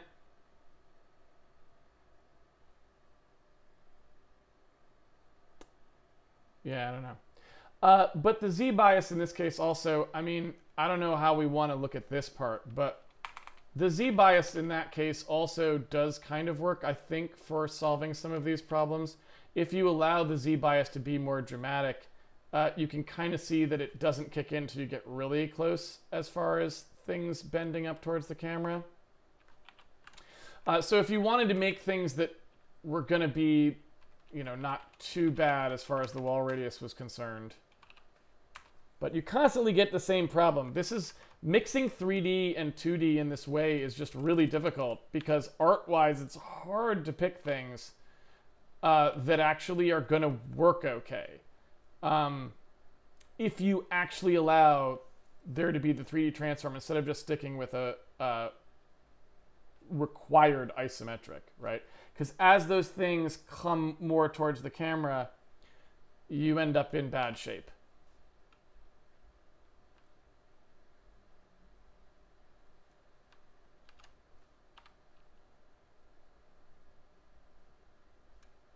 Right? And you can kind of see, you know, if you... Now it's kind of correctly occluding them in most cases, right? Not all cases. But most cases.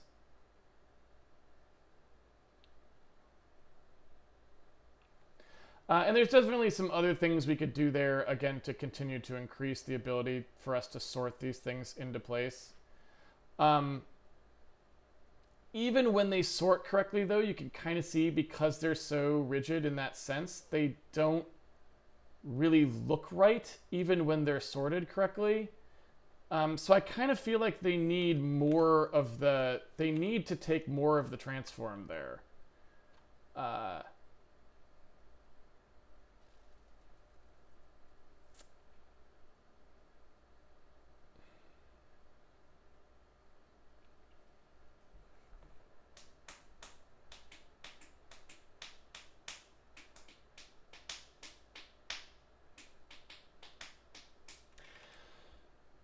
So I'm curious, suppose we were literally going to, let's just play with this since we have an easy case here. So let's suppose we just took the actual axes as they existed and just used those, right? So let's look at what we got here. So in here, we have our x-axis and our y-axis. This would be the actual, it would be these two, right? So if we were to say, and in fact, I guess I don't need to if 0 or anything. If we were just to say, look, let's see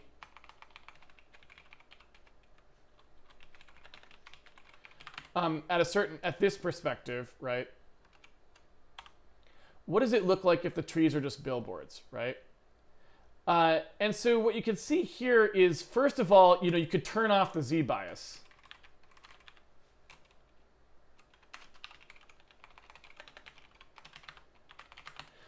And it should now just work because they're just literally standing in place, right? And you get some Z fighting if they're right on top of each other, but that's exactly what you'd expect, right? Because there's no way to resolve those two. You need them to be a little bit separated in order to know which one it should be, right? But now everything slots into place. The problem is they look way too, like, cardboard cutout. You know what I mean? But they're always correct, right? They always look perspectively correct, and they always look like reasonable in terms of being sorted into the scene. And we stopped kind of using anything but the Z for that. We had a version before where we were kind of doing a different sort of lerp. I'm interested to know what that looks like. I don't really remember. Let's play with it a little and see here.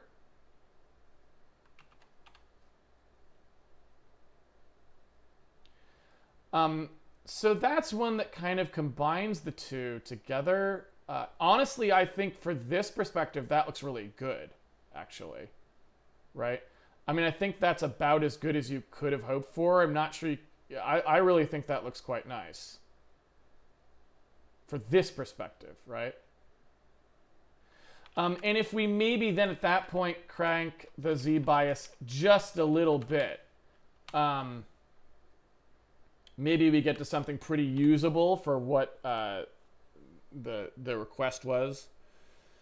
Maybe we do, maybe we don't. I don't know. Like, normally you're not going to, like, your artists, too, can make concessions for the fact that we know that, you're not going to put stuff self-intersecting. Like, you wouldn't put a tree, like, right next to a wall, hopefully, in that exact way. And if you did, maybe we could say, set a flag on it so we know that it's supposed to do more. So that one looks wrong,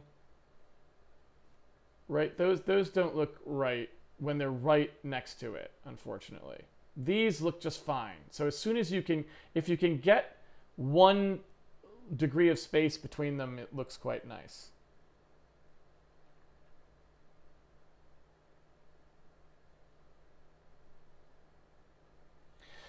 So the other thing I'm interested in is, so as you set the orbit, you obviously get much better.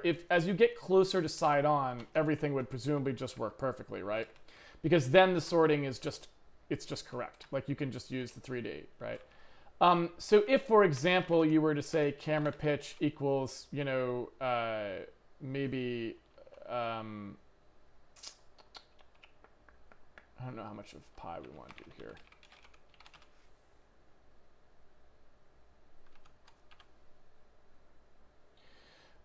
But once you get down here, like, you're just golden because everything always just sorts properly, right? So somewhere in between those two is where the problem happens. And maybe part of it's too, like, if you were going to do a game that's down at this angle, maybe part of it is like picking a reasonable, just a reasonable degree of sort of that split. Let me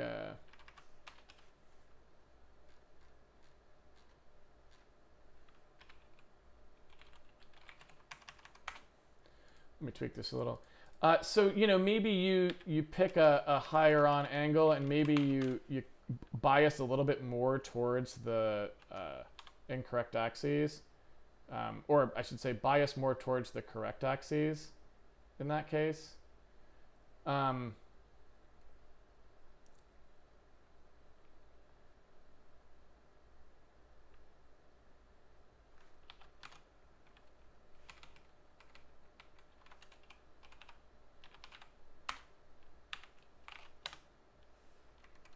So let's shoot for that.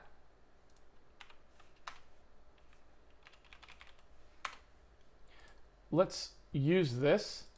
I like this so far. That seems pretty good. I'm getting rid of this stuff.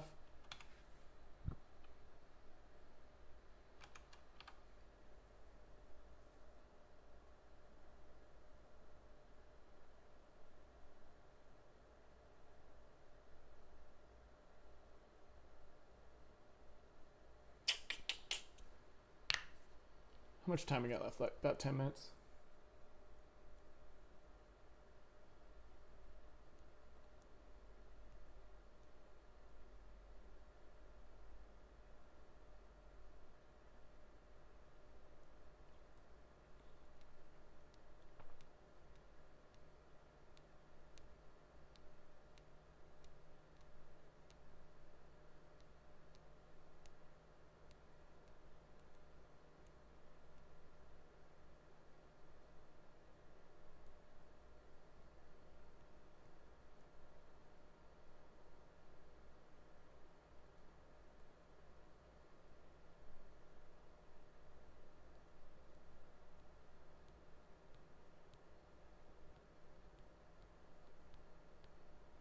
So that's pretty good. The only thing I would say is that the amount of perspective that ends up on the trees when they're down here just kind of doesn't work very well. I'm not 100% sure how I would fix that.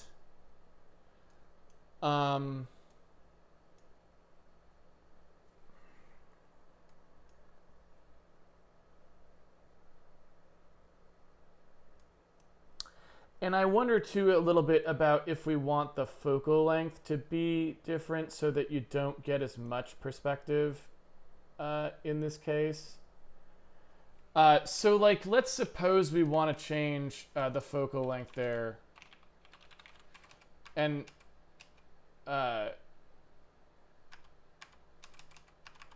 just tweak that a little bit. I'm going to go ahead and play with that. So yeah, there's camera.focal length. So when we init the camera params, we're passing the focal length down just kind of as like a magical thing. I'm gonna make that be a, like camera focal length. And camera focal length, it was 1.0. I'm gonna play with that a little bit and just see what I think for different lengths here. So let's suppose we crank it up to something like 4, so there's a lot less perspective, right? So you can see how much less there is there, right? And then I'll pull back. We'll get rid of the fog, just temporarily.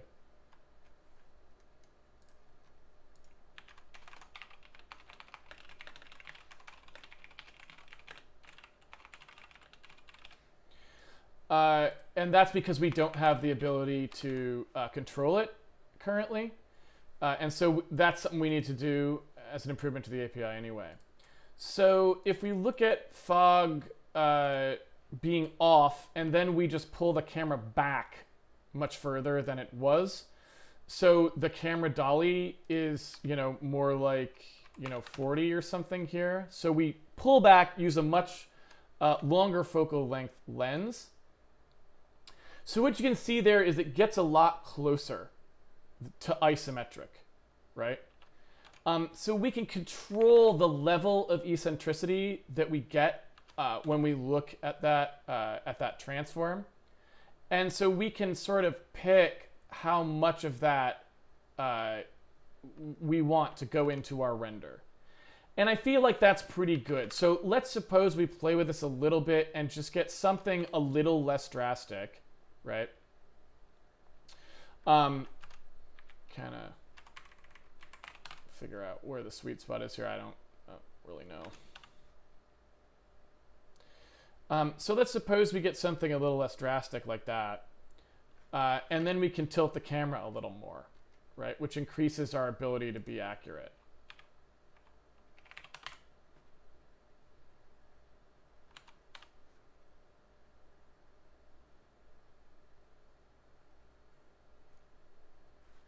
We can also lower ourselves down a little more, right? We can keep that but shift. So instead of doing only the bevel, we can actually push ourselves down slightly, so we can actually have a camera offset shift in there.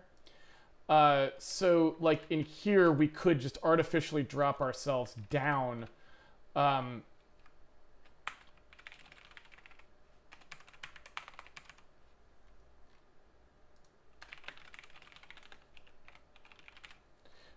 So this camera drop shift here,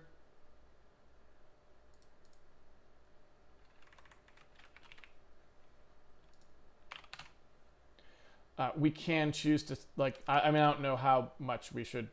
Okay, that's obviously not good. What happened there? Oh, that times 10 gets me every time.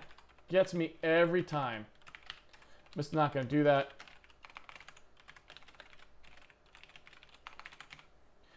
So that drop shift is just going to be, you know, put us down closer to the ground, but leave the same angle. You know what I'm saying?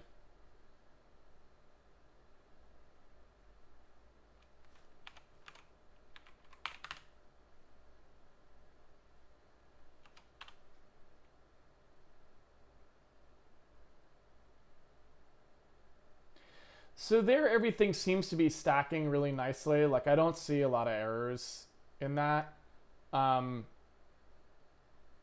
You know, you can't stick a tree inside a wall anyway, so that doesn't bother me at all. You also can't have two trees like that are at the exact same plane. So a little bit of jitter in your placement of trees would fix it, even if you wanted to stick them too close to right next to each other like that, would be fine still. And you just can't put a tree that close to a wall that such it would stick into it. But other than that, right, you're fine. So I feel like that's pretty good.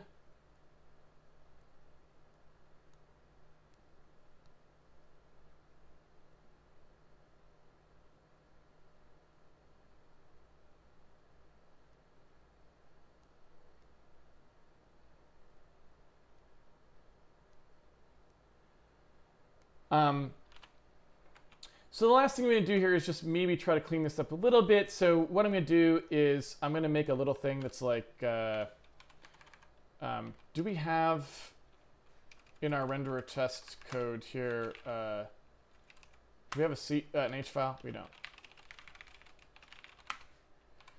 So I'm going to make an H file. I'm just going to go ahead and into that H file, I'm going to put this stuff.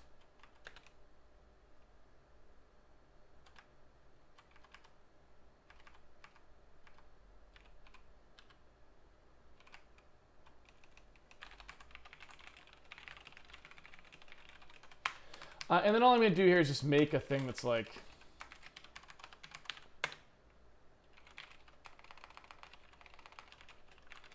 just test scene. And all it's going to do is just have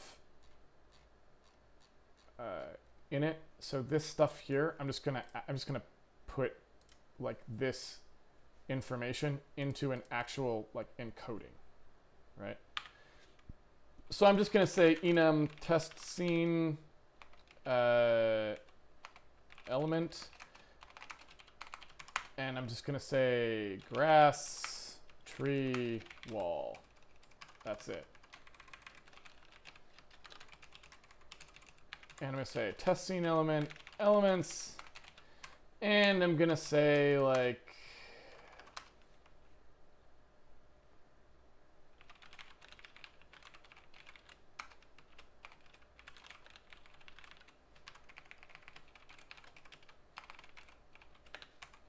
whatever these things were here.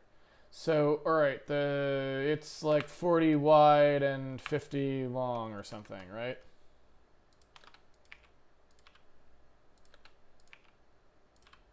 So it looks something like that. And so in here, I'm just gonna actually, and I'll put in a little like min p value, so that's where things start, and then everything kind of works off of that, right? So if I want to now, I can say internal void init test scene, and here you would just pass test scene. And what that will do is say, okay, the min p is just whatever the test scene dimension x is, right? So however big it is, and we don't care, right? So however big it is, I want half of that backwards, right? I want to go backwards by half of that. I want to go backwards by half of whatever the test scene dim y is, and then I don't bother offsetting the z. Okay. Furthermore, I can actually make the grid cell radius. I could say,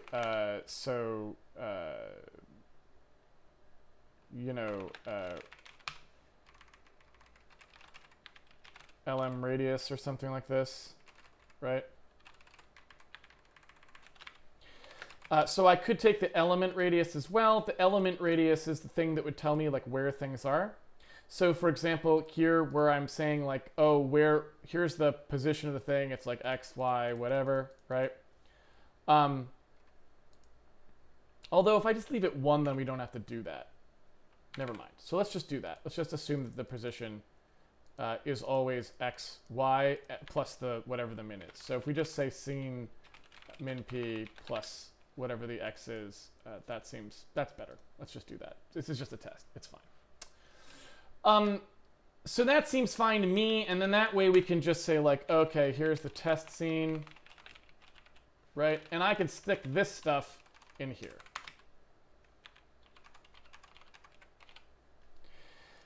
So that way things are a little clearer. It's obvious what's going on.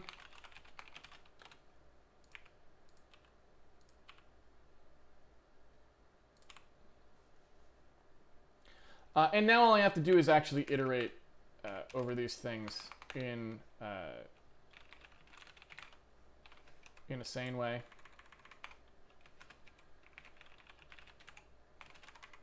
Like so. And I should be good to go, right?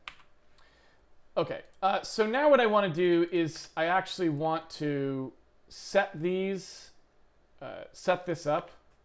So, this test scene here, I want to just create that like so. And similarly, I can do that in here. So I can load in the textures that we want. I can set the location of the thing that we want. In general, I can go ahead and compile now. And in theory, this should still work. I might have messed something up, but in theory, it should still work. And then what I wanted to do was just make it so that when we do this simple scene thing, the test scene thing, when we init that simple scene, so I feel like we can just do a better job now with this stuff. So what I want to do here is say, well, we always know we've always got grass, but then we can look to see if there's a tree or if there's a wall. We do this stuff, and then we'll pick those differently. So what we can say is in here, we'll look at the test scene element, and we'll say that whatever was in this cell, right, the one that we're actually talking about, is the element that we're going to use. And that way we can say if the element in question is a tree, then we draw a tree.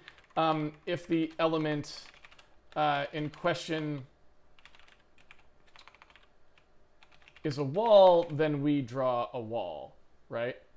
And so what should happen now is we just should get garbage. So this is just uninitialized memory, basically, right? And so what we want to do is actually, right, because this is just whatever was on the stack, right? So what we want to do now is actually set all of these elements.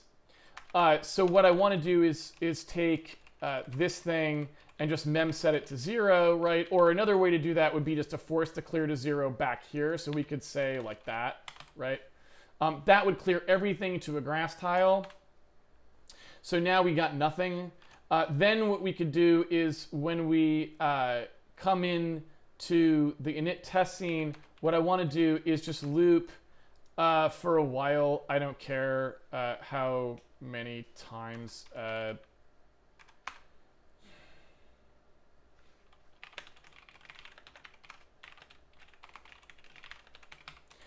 I'm going to say while the wall count is less than 20 and the tree count is less than 30. I don't know. Then we do a random pick or something. I don't know. In fact, forget that. Place random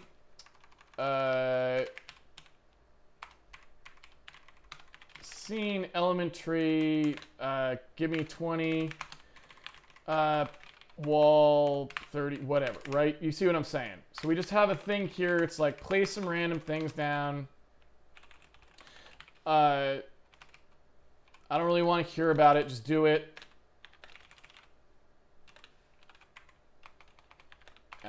Count, right?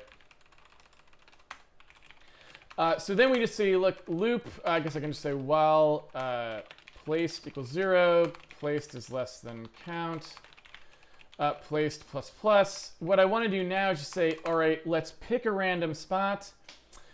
So what I want to do is I want to take and pick two randoms, an x and a y, right? So the x is going to be test scene dim x. The y is going to be test scene dim y long. So this is going to be a rand mod that. I'm going to skip the outside. So there's a one cell apron.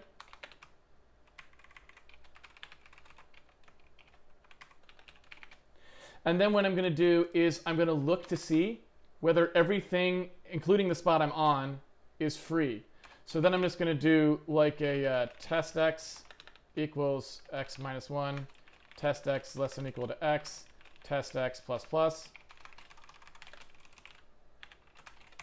And here I'm literally just going through and checking the 9 cells, making sure that nothing is actually in it, right? So clear, or you know what I'll do, like occupant.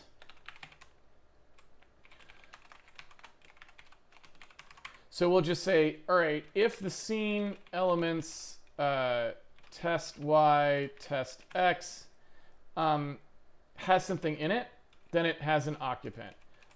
If the occupants equals 0, then we have placed the tree, or whatever we're placing.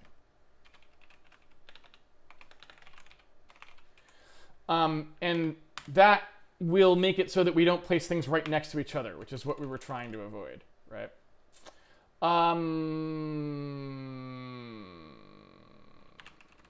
That's a typo, and off we go, right? So now, in theory, we should just have stuff that is spaced out properly, and we still have some more stuff we probably want to do there. Looks like we didn't place nearly enough of these, so there's that.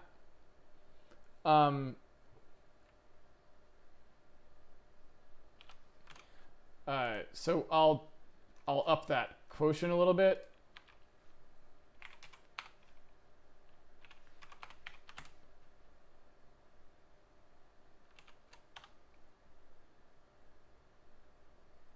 Wait a minute. What's going on? How can those two be placed next to each other? I messed something up. Yeah. So don't ask me how I forgot to type the +1 in there, but apparently I did.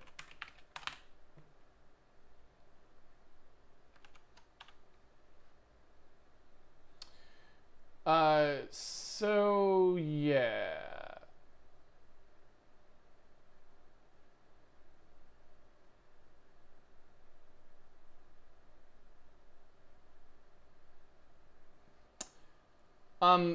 So I think that's really it. I mean, the other thing we could do is maybe we could make some mountainous, some more like displacement here, just to make sure that's fine. We could do a bunch of stuff, and maybe we will, but like we can change the heights of things, I think, relatively dramatically there, and it should be okay. And again, the main problem I'm having right now is the trees not being anchored quite as far down. And again, that makes sense. We started the sprite at its bottom right in the center, but you really need it to be offset down. So that's something we kind of want to look at some more. So, you know, we'll have to yeah, we'll have to kind of play with that a little bit. All right.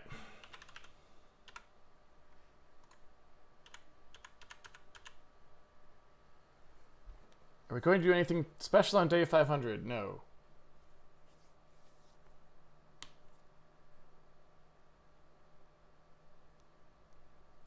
I noticed the frame rate looks a little uneven here, and I'm not sure why. I would be interested to see what's going on there.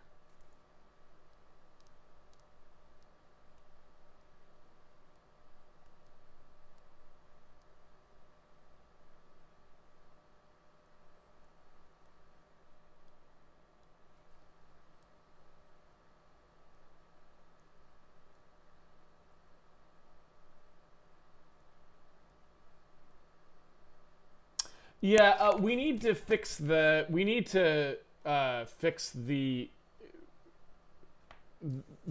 winding on the walls. I could do that now. Like I remember I mentioned that one in there. Not a question, but I think you changed the meaning of the code in the enqueue_free function. Oh, I didn't mean to. Could have just been me typing too fast.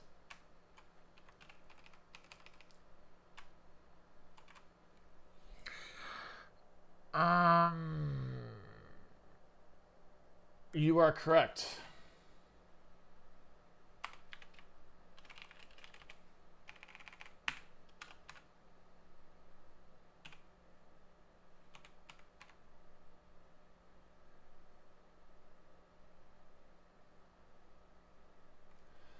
So that wants to take and the queues, the pending.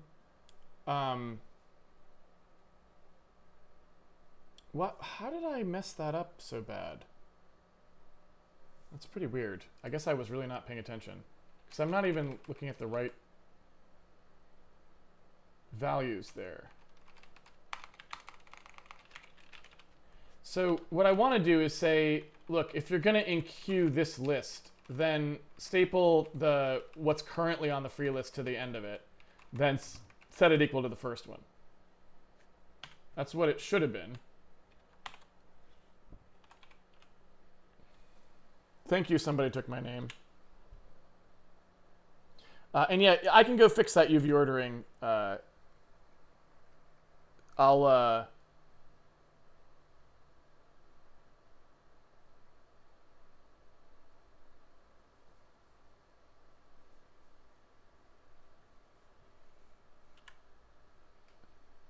take a look.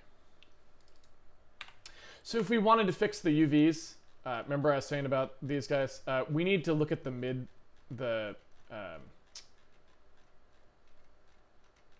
textures. Push cube, where is it? So basically it has to be T0,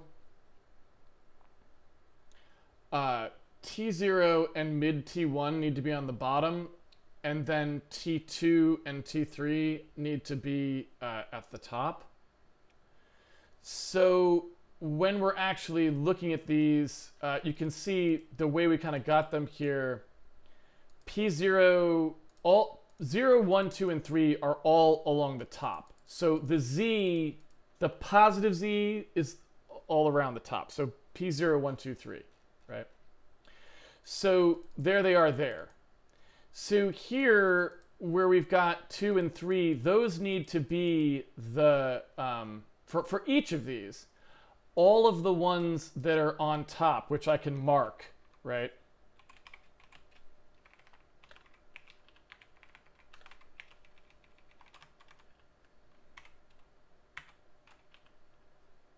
I don't know what for code is doing there.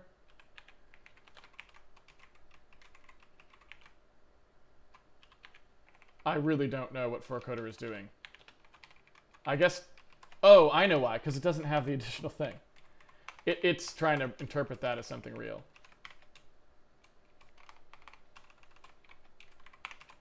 I just want something I can insert here that won't cause any problems. There we go.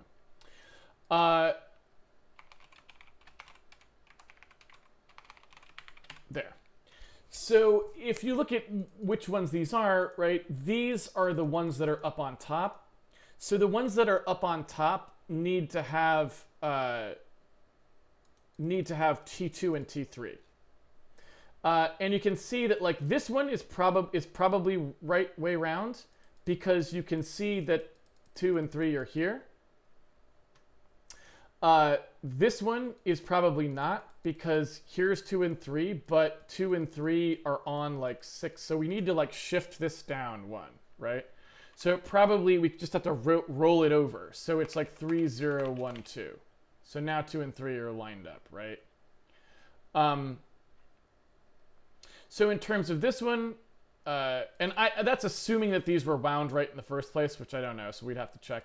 Here's the top two here, 2 and 3, right? Here's the top one here, 2 and 3. Again, not quite right. So again, we just kind of want to roll it over, right? And so now we're at least lined up where bottoms and tops seem to be in roughly the right location to each other. Let's find out if that's actually true.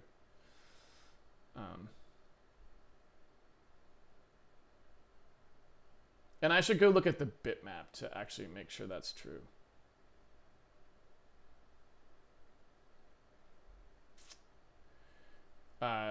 So let me, that looks pretty good to me. Let me just verify that that's what it should look like.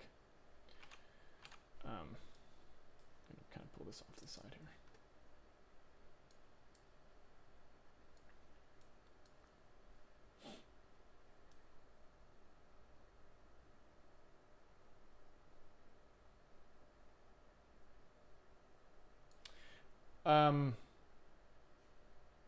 I mean, that looks pretty good to me.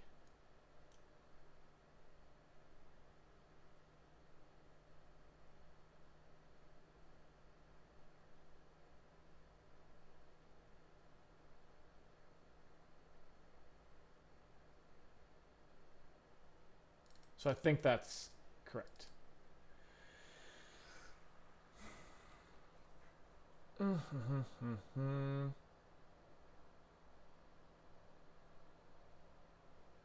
Oh, Valbus, we did not do the texture generation stuff today. Instead, what we did is we just used our existing stuff and made sure we could do all the things we wanted to do in terms of sprite placement and stuff. And we roughly have, there's something with the placement of the trees we want to fix. That's because we need the sort of hotspot stuff, and it's unclear how exactly we want to roll that in here. So there's a little bit more I want to do. But basically, we're there. And so we can do the texture generation stuff we will do tomorrow. I mean, not tomorrow, next weekend.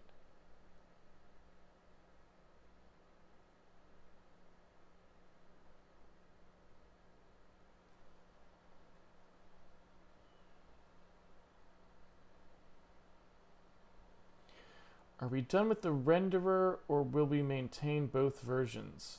I'm not sure what you mean by the renderer, but we will maintain the software renderer eventually. It just doesn't have some of the features at the moment, so we don't run it. But I actually, you know what? Could you be more specific? I'm not sure what you mean.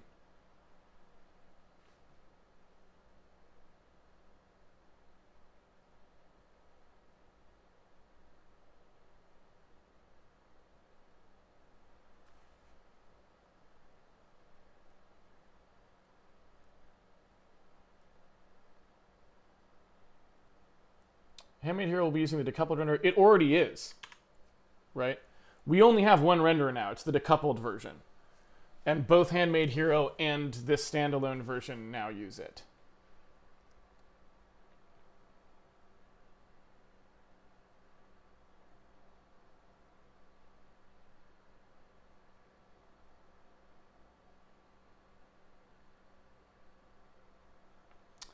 Would be helpful in this situation to use the old school billboards that are 2 or 3 sprites in a plus or X shape. I've never found those to look particularly good. For something like the tree, I feel like what you could do is make each of the bulbs have a little, maybe do that for the bulbs. I don't know about the base. I mean, I don't know. Like, this is an artistic decision at some level. You know, it's not really technical. The technical solution is just to do everything in 3D, right? The artistic part is like, how do you want to express the 2D with 3D pieces? Like, how are you going to do that, you know? And I don't know. Like, you got a lot of options. Our renderer could trivially support any of them, but the question is, like, which ones? So all I was saying is, like, if you were to take these and stagger the sprites a little bit more so you had, like, the different pom-poms kind of spaced out, I think that might help, too, potentially. But again, it's just artistic questions. Who knows?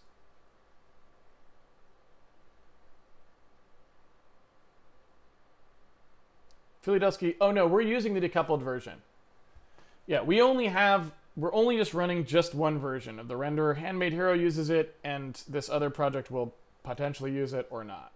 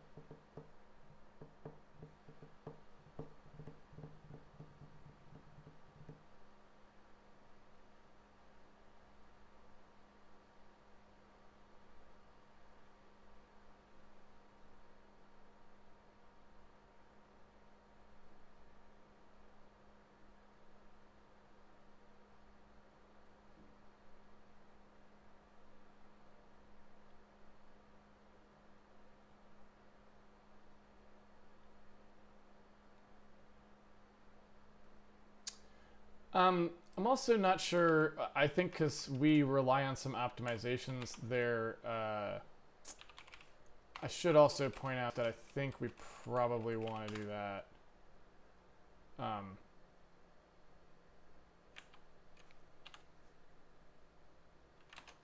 I don't really know how much we would be bogging things down, possibly not at all, but I do know that some of our code has some slow paths in it if you don't actually have speed compilation on. So it'd be too much to attach the profiling stuff to just see the FPS.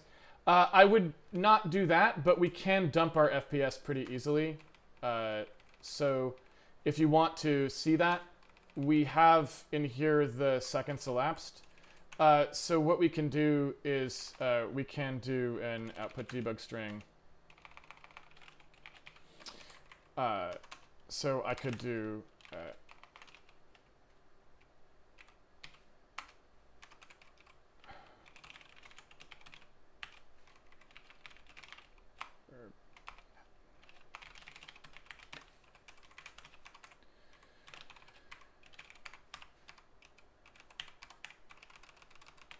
Right, so we can prepare a little string here and dump it. And when we do that, if we look at the outputs, it'll come out here. So what we can do is we can just take sort of a min-max average kind of approach there where we can just keep track of it. So so if we do seconds per frame, I can do like a min SPF, max SPF, and an average SPF. Well, actually, I'm just going to do min-max.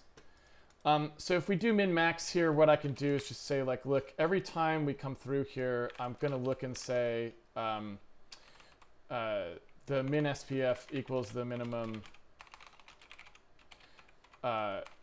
of the min SPF and the seconds elapsed, and the max SPF equals the maximum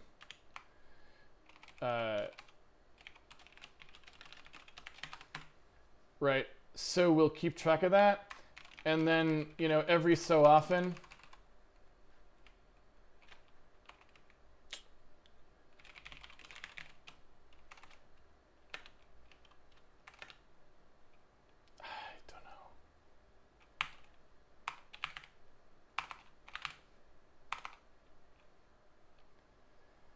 how about every 5 seconds? Something like that? I don't know. I have no idea.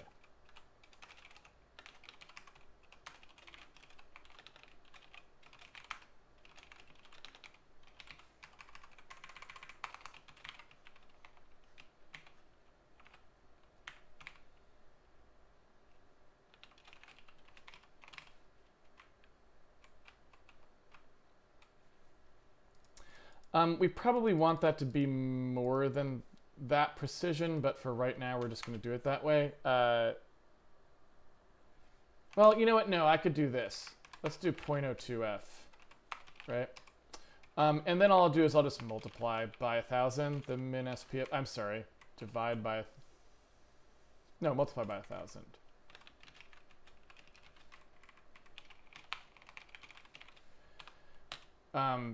And that should give us something.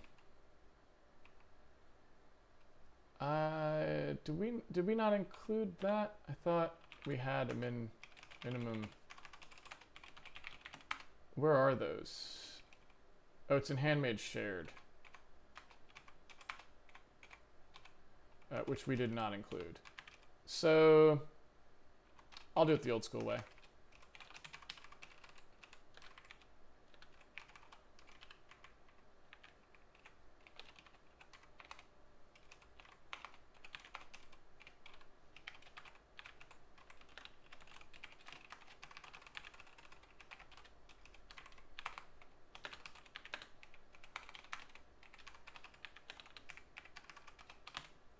So we'll just keep whatever our quickest frame time and our slowest frame time were.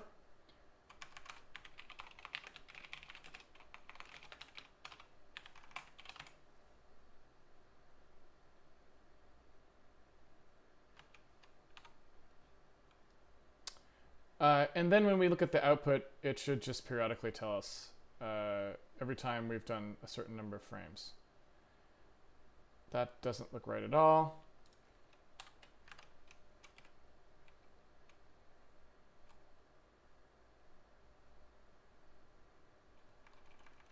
Because I didn't do the test right.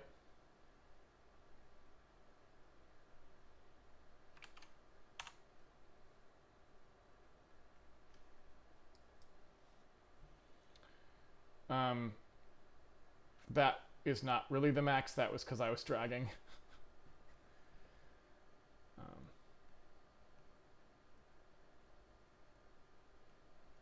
And I'm assuming here, you can see we don't hit 60 frames a second consistently. I don't actually know what that's from, but I'm guessing it's because of our texture changes. That's the one thing that I really wanted to fix, right? Because I'm assuming, and I don't know, but I'm assuming if we just didn't have as many things in the scene. So let's suppose we did something like this. I'm assuming we would just be 60 frames a second, because I'm assuming that we just have too many texture changes. I don't really know. Oh, we have to have enough room for the thing to actually sprinkle all of its sort of stuff in, unfortunately. So I'm assuming that, like, again, that the fixing the texture change is not a wasted thing. Like, we need to do that. It will make a big difference, I think, but we'll see.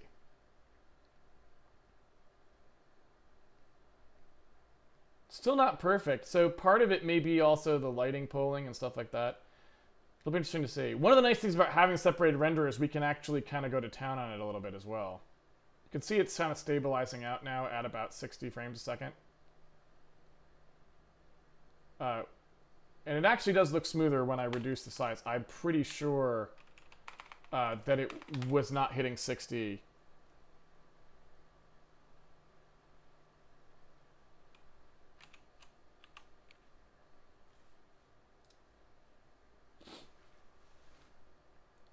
In this case. You can also test its sensitivity to fill rate. We can look at that in a second. But so it's pretty easy just to get a simple frames per second counter. Getting more information is harder if you don't have a real profiling thing set up. But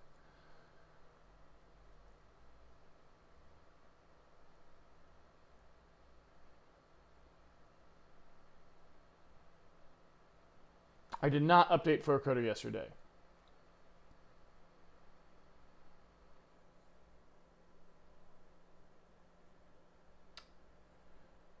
So it looks like actually it is doing fine even in this case.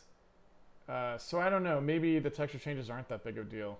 It seems like it's stabilized out to 60 frames a second as well. So I don't know, we'll see. We will see. I'm gonna test the fill rate a little bit.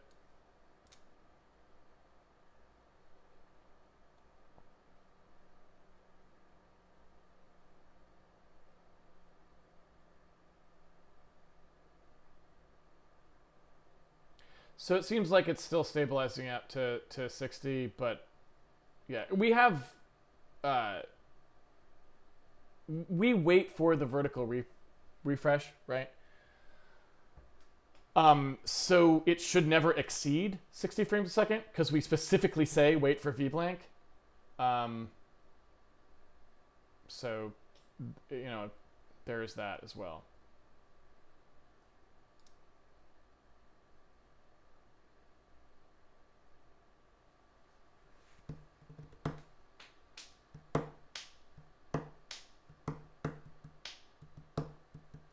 Why do the frames drop so badly when moving the window?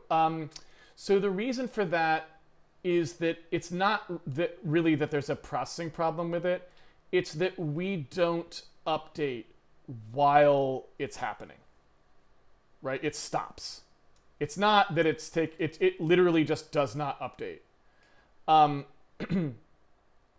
That's because of the way that Windows handles these messages. So sizing and dragging, it actually interrupts your thread, so you don't get any more like pumping through your message loop, right?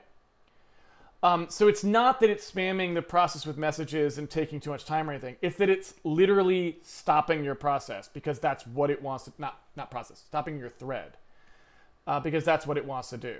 If you instead put this on another thread, it would just keep on trucking, right? And you can do that if you want to. To maybe make that a little clearer. So, you know, all this stuff that's happening here, right? We create the window and the window's on this thread. So when we're handling messages, this thread will stop. When someone starts dragging a window, this thread will stop because it's the thread that created this window. That means that this loop here will stop. If we don't want that loop to stop, right? Because this, remember, doesn't do anything. So we could be fielding our messages in some other way, right? All we would have to do is start with another thread. So if we want to, right, inside Win32 Handmade, we know how to create a thread. Here it is, right? So if we want to not have that happen, all we would really have to do is create another thread to do the rendering, right? Or to do everything, really. And so if we want to do that, right, you create a thread here. You just say how big the stack has to be. You know, who knows how big the stack has to be. I don't care how big the stack has to be. Well, megabytes 1 was fine. So 1 megabyte stack. Maybe it's bigger than that. Maybe it's a 16 megabyte stack. Let's go hog wild, right? And in here, we can just have the like render loop or something. The startup thing is the thing that you would pass to it, and in this case, that would probably just be the window handle. I don't know if we ever need the window handle again. We do. So probably what I would choose to pass here is actually the window handle. So instead of startup, it would be that. So it's an hwind, right? And then we would get that thread ID if we need it, but we don't really need it in this case. So what I would do here is I'd just say like, okay, close the thread handle. When you get it back, you're done here, right? So then when we come out here, we would need to have a thread proc, right? Which is something that Windows can enter. And we would say like that window is really this LP parameter that we got here, right? Because it doesn't know what we're passing, but that's what we were passing right here. And so then the rest of all this stuff that was happening can actually just happen in the thread proc. Now this thread proc has nothing to do with that window at all. Like they are unrelated. It's a thread that is just looking at the window from afar, right? And so at that point, we can just move the thing in here that actually initializes OpenGL and stuff. And I don't remember if we're maybe pushing Windows a little too hard by doing that on the outside. I can't remember. I'm sorry. I just don't remember what its rules are about who can initialize OpenGL from a thread and other things like that. But anyway, also this stuff has to be in there because we're actually using it. So these things need to be sort of pushed up in here. And if we launch it onto another thread, then what will happen is that thread, and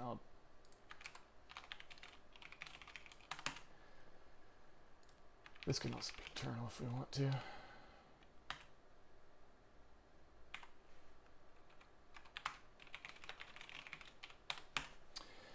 Once we launch that thread, then we're good to go. So the only thing we need to do now is Win32 process pending messages can't happen on this thread because it's got to happen on the thread where the window is actually hanging out, right? I think that's all we would need to do, and then our renderer would be chugging along even while Windows was trying to do other junk. Ooh, it didn't like that. Oh, no, sorry. We just need a while loop there.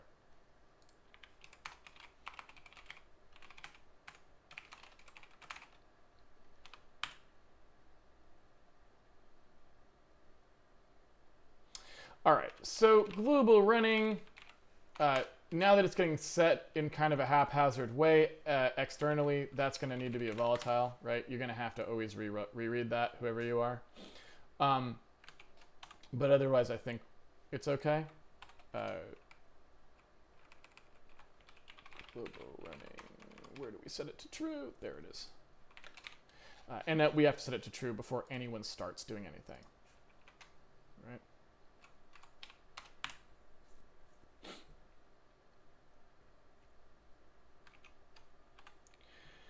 right? And so then in theory, you've got a separate thread that's just constantly rendering, right?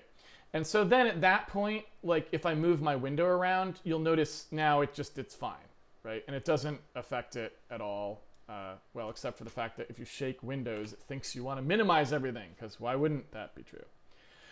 Similarly, we can resize the window now, and it also works. We get that black repaint problem, but that's just because Windows will clear it. We can, if we want to, also change that, but then you get a little bit deeper down the rabbit hole. So if we say that there is no clearing, which is this right here, of the window, then you won't get the clear, right? But I'm not sure how reliable the black border part is. Seems okay, so let's call it good enough for government work, but I would investigate that a little bit more, right? And so now you can see resizing has like no effect on the frame rate. So we can just kind of go to town with that. I'm sorry, movement. Resizing, on the other hand, does. And the reason for that is that actually is creating more work.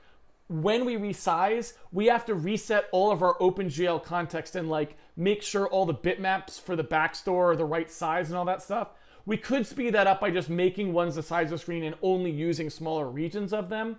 But resizing, even though now it works correctly, it's still going to be a slowdown because of the way the render is architected at the moment and the way we're using OpenGL resources. But movement, since it doesn't change the back buffer, is just fine.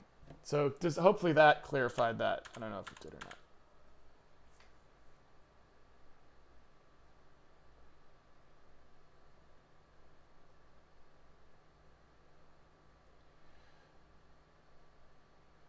Oh, yeah, if you want to know more about volatile, I would take a look, back at the archives. But all volatile does is it tells the compiler, when it's compiling code, that it is not safe to assume that the code that is being generated is the only code that touches the value. Okay? So if you look at how this was beforehand without the volatile, this was a global variable called global running, and we used it in a loop. So there's a couple loops, right? One loop was here while global running, and one loop was here while global running, right? And global running could get set to false inside this Win32 process pending messages. So if the compiler really wanted to analyze this thoroughly, it could. It would determine that global running could be set to false, which means that this loop could exit. And technically, you don't have to set this one to volatile. Technically. This one, however, there is no way, even if the compiler analyzed all of the functions that are being called here, it would never see anyone set global running to false. Therefore, technically, the compiler could conclude that this is an infinite loop and that it can never be set to false and it would never exit, even though global running does get set to false. Why? Because we haven't told the compiler that global running could be set by some other code than the one that you are compiling, right? And so once you have more than one thread of execution, which is what we did, the compiler now needs to be told whenever one of those threads that is not the one it's compiling could touch a piece of memory that this thread that you're actually compiling and looking at is dependent upon.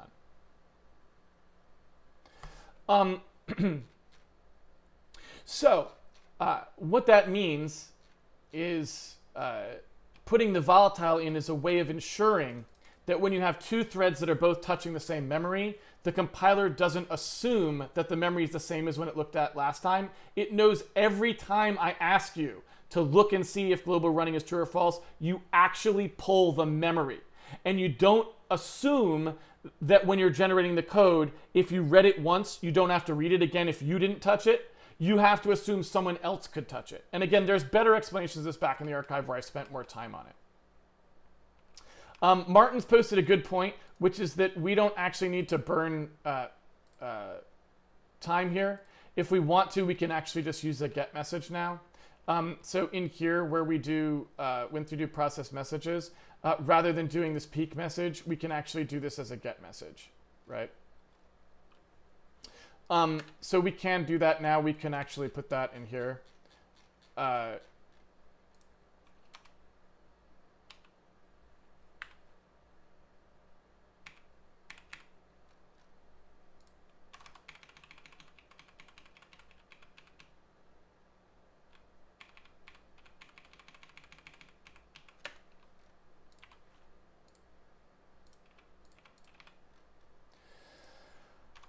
All right, so now we don't really need the skip messages stuff. We don't really need most of this now, actually.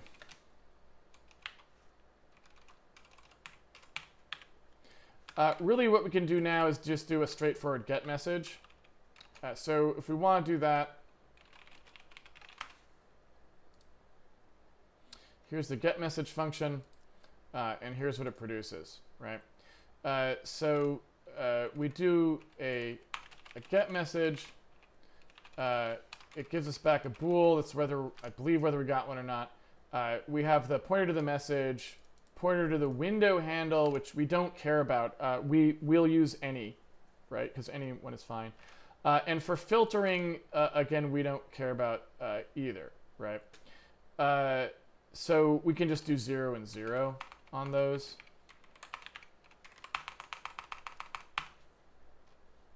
So what we can do here is now just loop through here. The got message, when it returns, if it says here like, oops, if it retrieves the message other than wquit, it's non-zero. If the function retrieves wquit, it return value is 0. If there's an error, the return value is -1, which is great since it's a bool, right? So that's kind of fantastic. I assume that if we get an error, we should just exit out. So probably what I would say here is like, if get message is, you know, greater than or equal to 0 kind of a thing, then we do our standard processing. Otherwise, global running equals false always. The other thing is, since we know that quit is the thing, we could just do this probably. So basically, if it's quit or an error, then just stop, because who cares? We're not going to do anything. If it's not quit or an error, then do this, right? Just deal with the message. Do we have a message in here? No. Okay. So, yeah, that's the more correct way to do that. Let me get rid of that.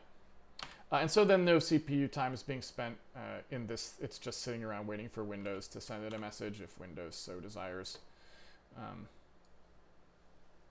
Right. And that's it.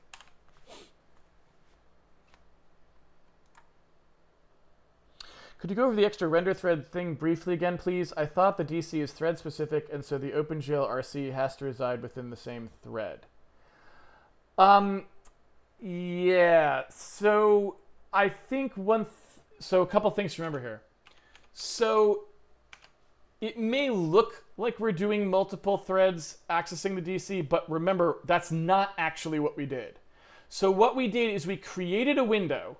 We have never asked for a DC from that window. So this thread is not using that DC for any OpenGL purposes at all, right? Then this secondary thread is the one that actually binds an OpenGL context to the DC only on it. So we're actually we still only have one thread using OpenGL on a DC. Okay? So you're not wrong. You have to be very careful about how you work with threads and OpenGL contexts. We're not doing that. Our other thread never touches the OpenGL context, and it never tries to bind it to a DC.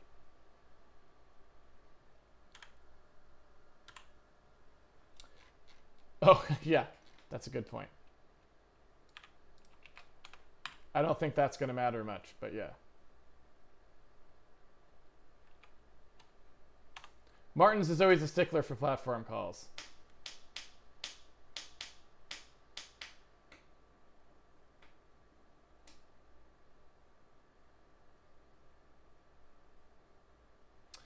I don't know that that's... the only thing about that is I don't really remember... So, Martins, I don't know if I agree with you, though. I think, really, the A's don't have to be in here, do they? Do the A's actually have to be in here for any particular reason now? I mean, I guess you're right. We probably want to stick with using A on everything. But I think the macros are now in here, so we could get rid of all of the A entirely, right? And actually switch these to L's. Because since this isn't in the Handmade Hero codebase anymore, we can just do the default thing, right? We're pound including Windows, we could just do it, which might be a little bit cleaner for people who are looking at it who don't know what we're doing. Like, I wonder if it makes more sense to nuke all of the A stuff and just use the default. You know what I'm saying?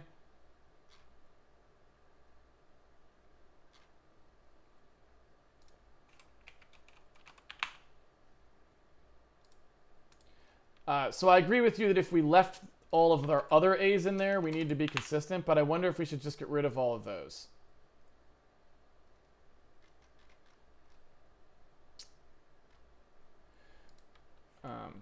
And then just put the L in. Although in this case, it looks like we're compiling in ASCII mode anyway. So actually, you just don't need an A anywhere. Right? So that's probably better if we were going to ship this sample code off to somebody once we clean it up. You know what I mean?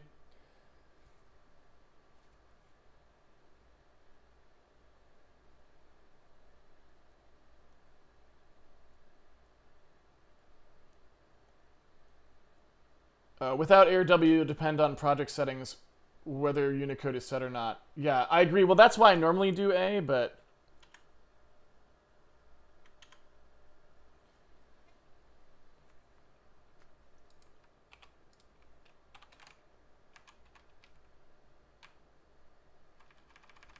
But shouldn't it sort of work? Like, isn't it possible, or is it not possible?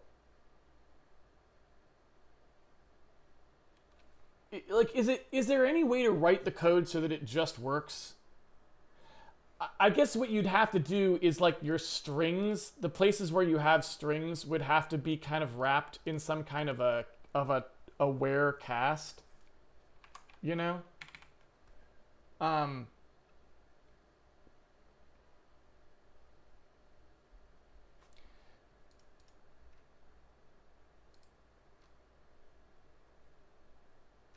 Like, we don't have strings in hardly any locations, but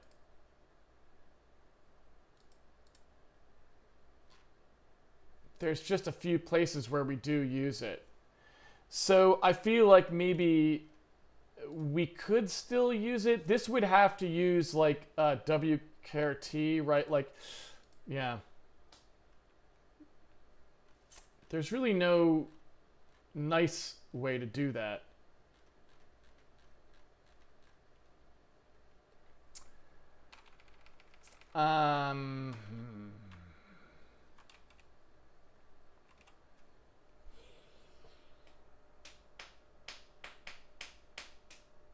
Yeah. So, I mean, we could say, I would have to test this. So we could say, is this going to work? No. That's what Martin suggested too. I'm not sure. Yeah, I'm not sure how to make it be okay with just like turn these into long strings as necessary. Does the text macro work? I never do this. Looks like it's okay with that.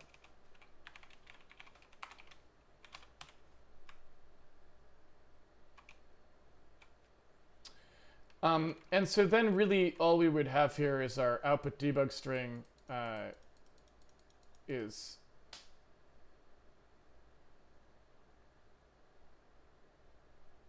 going to need to have that same kind of wrapping.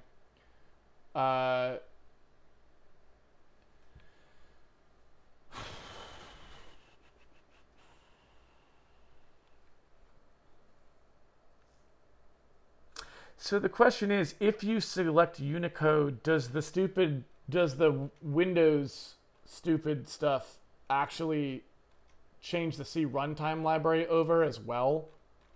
You know? And I don't know. But that would be my only concern. I assume the C runtime library doesn't change over to being wchars.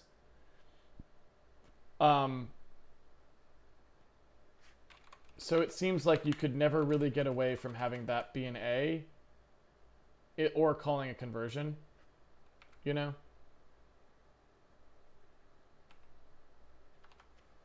Are we happy with that?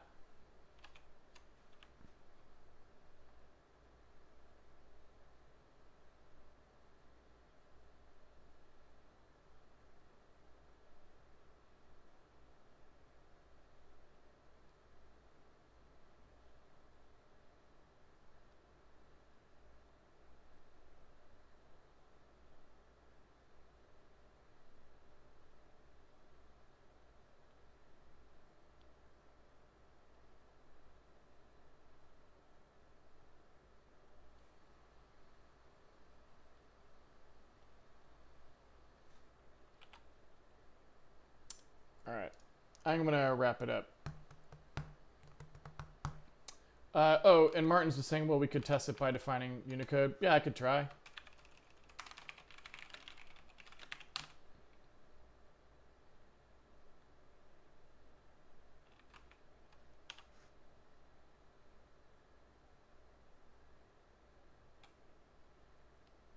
Seems like it worked. I'm curious if we do, we should be able to break it here though.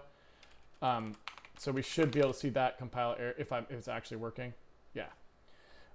So that's good. Let's see what happens when we do output debug string here. I'm curious. So yeah, you can see that it wants a wide char.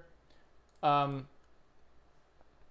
I'm wondering, like, can I use like a different kind of char? I don't know. What kind of char would be, what is Windows? So let's see, like MSDN character type dependent on Unicode. What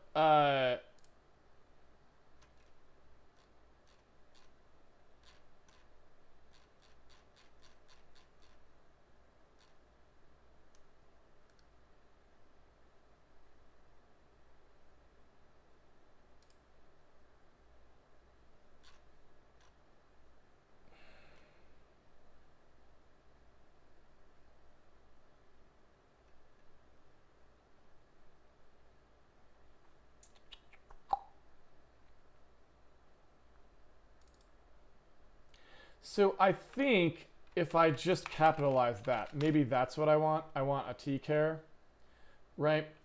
And then my problem here is that I need a sprintf that actually sort of works there, right? For wide characters, but I assume that I can, if I want to, actually do that as well.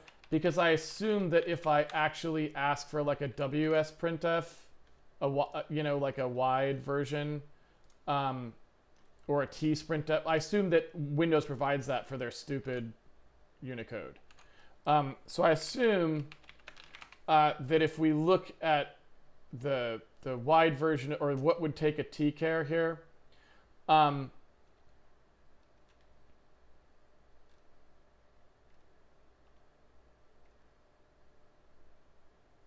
so here's the version of that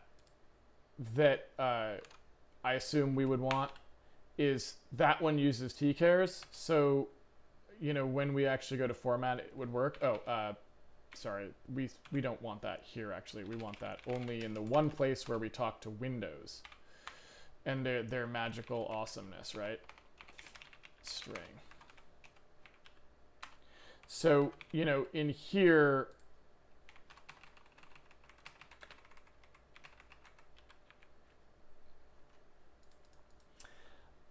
I don't know what this parameter is supposed to be, whether it's the size or the number of characters.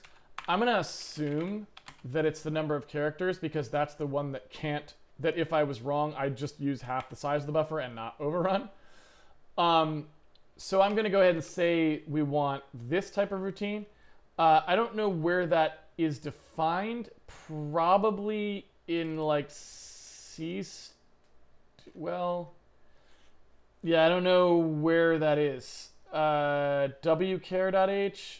I don't know where that's actually defined because they didn't bother to tell us, right? They're like, hey, here's the TCAR routine.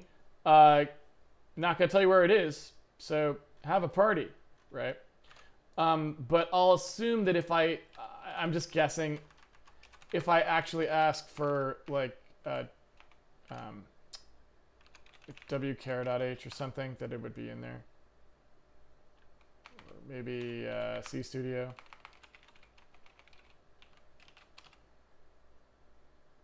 Nope.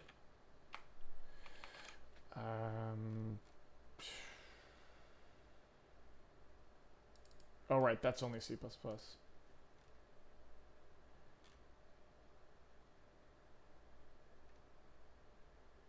So I guess I'll have to hunt for it. Let's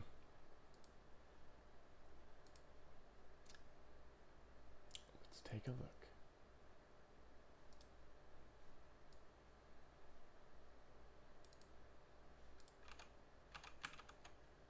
Although, you know, I could just do a search and see where it is.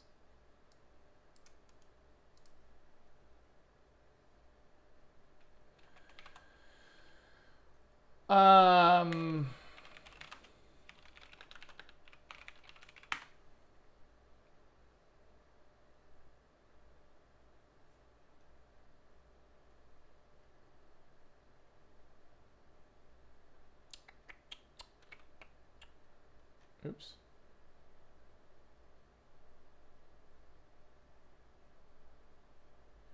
tchar.h, perhaps?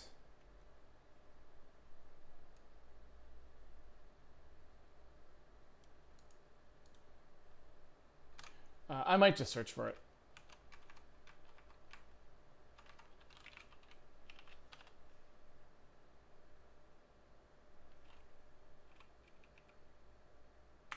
Oh, wait, this was complaining about something else.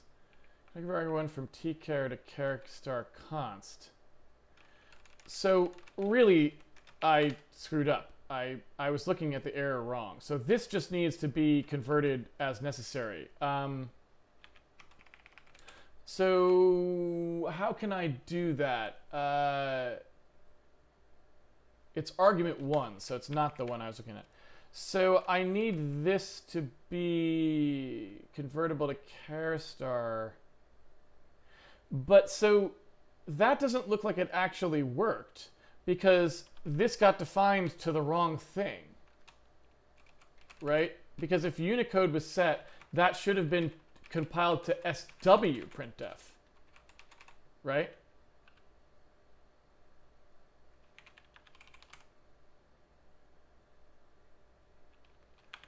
So tchar is not actually doing the right swap. Why do people make programs like this? This is so ridiculous. You can see why I can't stand any of these sorts of things and don't use them. It's just ridiculous that you would even spend time on stuff like this. It's so dumb, right? Absolutely ridiculous. So yeah, I'm just not sure. I'm gonna put these into the same place so we can see them both there. I'm just not sure how this appears to be defined wrong because it should have taken Unicode and done it. I'm gonna look inside tchar.h so I can see what it's actually doing, and then maybe that'll shed some light on the subject, right? So if we come up here and we add a pound include tchar.h, I'm just going to look and see what it does.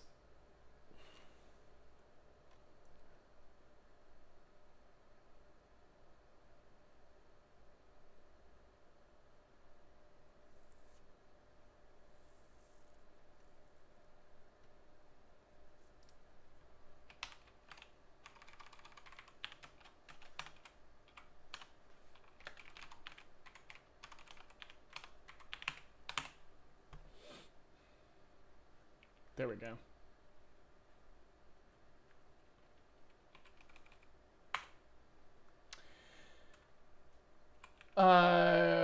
So WChar T star, which is what it should have been, and then a size T, and then a WChar for this. So I think this just, right, it just needs to be wrapped. And off we go. So great, good, fantastic, nice work. Great job, Microsoft, as always, crushing it. So that's just garbage and stupid. But now we are at least compliant with either way that people want to compile. Let me just make sure we've got that all straightened out now. There we go. All right. So that just tests the Unicode-ness of it all. And so let's make sure we can be non-Unicode now. And we are, and that's good. All right.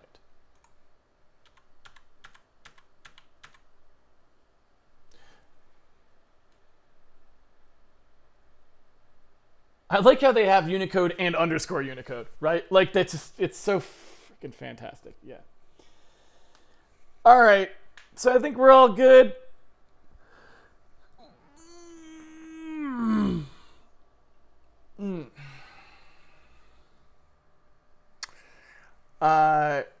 I'm going to go ahead and wrap up the stream. You can see why I always write my platform layer and then put everything on top of it, because I mean, it's just nuts. You know, you're basing all your code on top of something that was written by you know, rank amateurs a lot of the time, and it's not cool. So anyway, you know, we're getting there. I feel like maybe I'd want to spend one more weekend just tuning things up here and cleaning up the render API, looking at the texture array stuff. But I'm pretty happy with this, and actually just looking at this perspective, this is kind of what I wanted Handmade Hero to be like perspective-wise as well, probably. Although maybe this is a little bit too flat on, probably. We'll see. We'll play with it ourselves. But it may be that this is as good as we can get just in terms of like allowing the art to composite well. And so we'll kind of have to see how things shake out, right? I don't know. Like, I really don't know. So I guess that's, yeah, I mean, I'm pretty happy with that. I feel like anyone could use this renderer to do stuff now. It's pretty straightforward. I just want to go clean up that API a little bit and then fix the texture arrays so that the speed is high.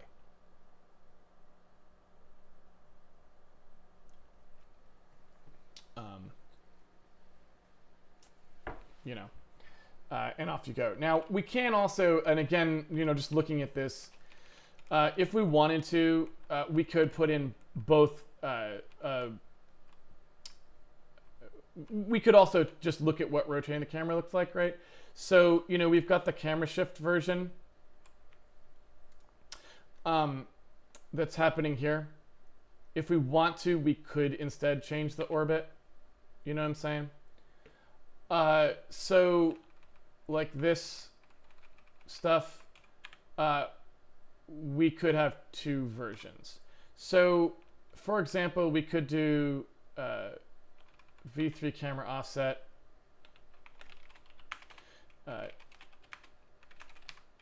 camera offset,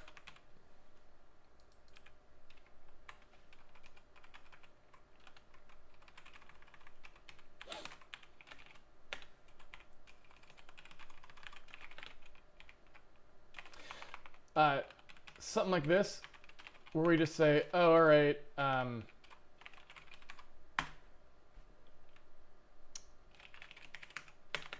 maybe we just don't set the offset in that case, and we just use T camera shift as the orbit value in the other case. And here we could look, so this way, if someone wants to see what happens when you rotate the camera, you can, right? Just in terms of whether that's good or bad. And so it looks like in this case, we kind of need to fix the way that we're looking at the tree's x-axis though. So that's like, this is pretty good. Like, I think we want to, because we right now just assume that we're side on, and that's just this one little piece of the push right call. this part here. And so it would be nice to say like, oh yeah, what we actually want to do there is say that we still want the x-axis to be what the x-axis would be, but aligned to where the camera's facing, right? And then this would be the y-axis that we're actually talking about here, actually goes along whatever the cross product of that is with z up, right? That's really more what we would do to support the rotation, right? So it's worth thinking about that a little bit more. So we should do that. I think we should do that. So I'm going to leave it broken, and we will fix that next time because we'll see it as soon as we run, right? And so I would like to go fix that because that's an easy thing to fix, and we should support the rotation, even though I don't know that anyone should really use rotation with sprites like that because they look kind of weird when they're just floaty there, but we can support it, so we should. Just in case that's how they want to use it. I don't know,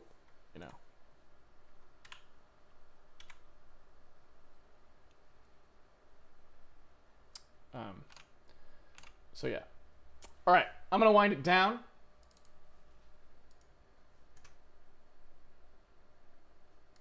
Thank you, everyone, for joining me for an episode of Handmade Hero. It's been a pleasure coding with you, as always. If you would like to follow the series at home, you can always pre-order the game on handmadehero.org. And it comes with the source code, so you can do your own experimentation as you wish.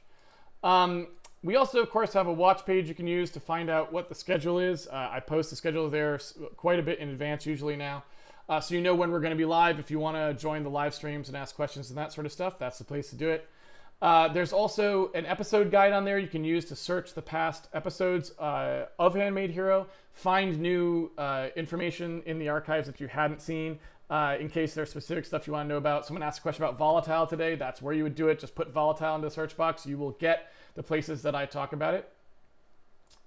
We also have a Handmade Hero fund page. That's if you want to support things like that awesome episode guide. They are made by folks in the community, and we pay for them through the Handmade Fund. So that's a cool thing to do if you like to use resources that are built by people in the community. That's how they get money for them.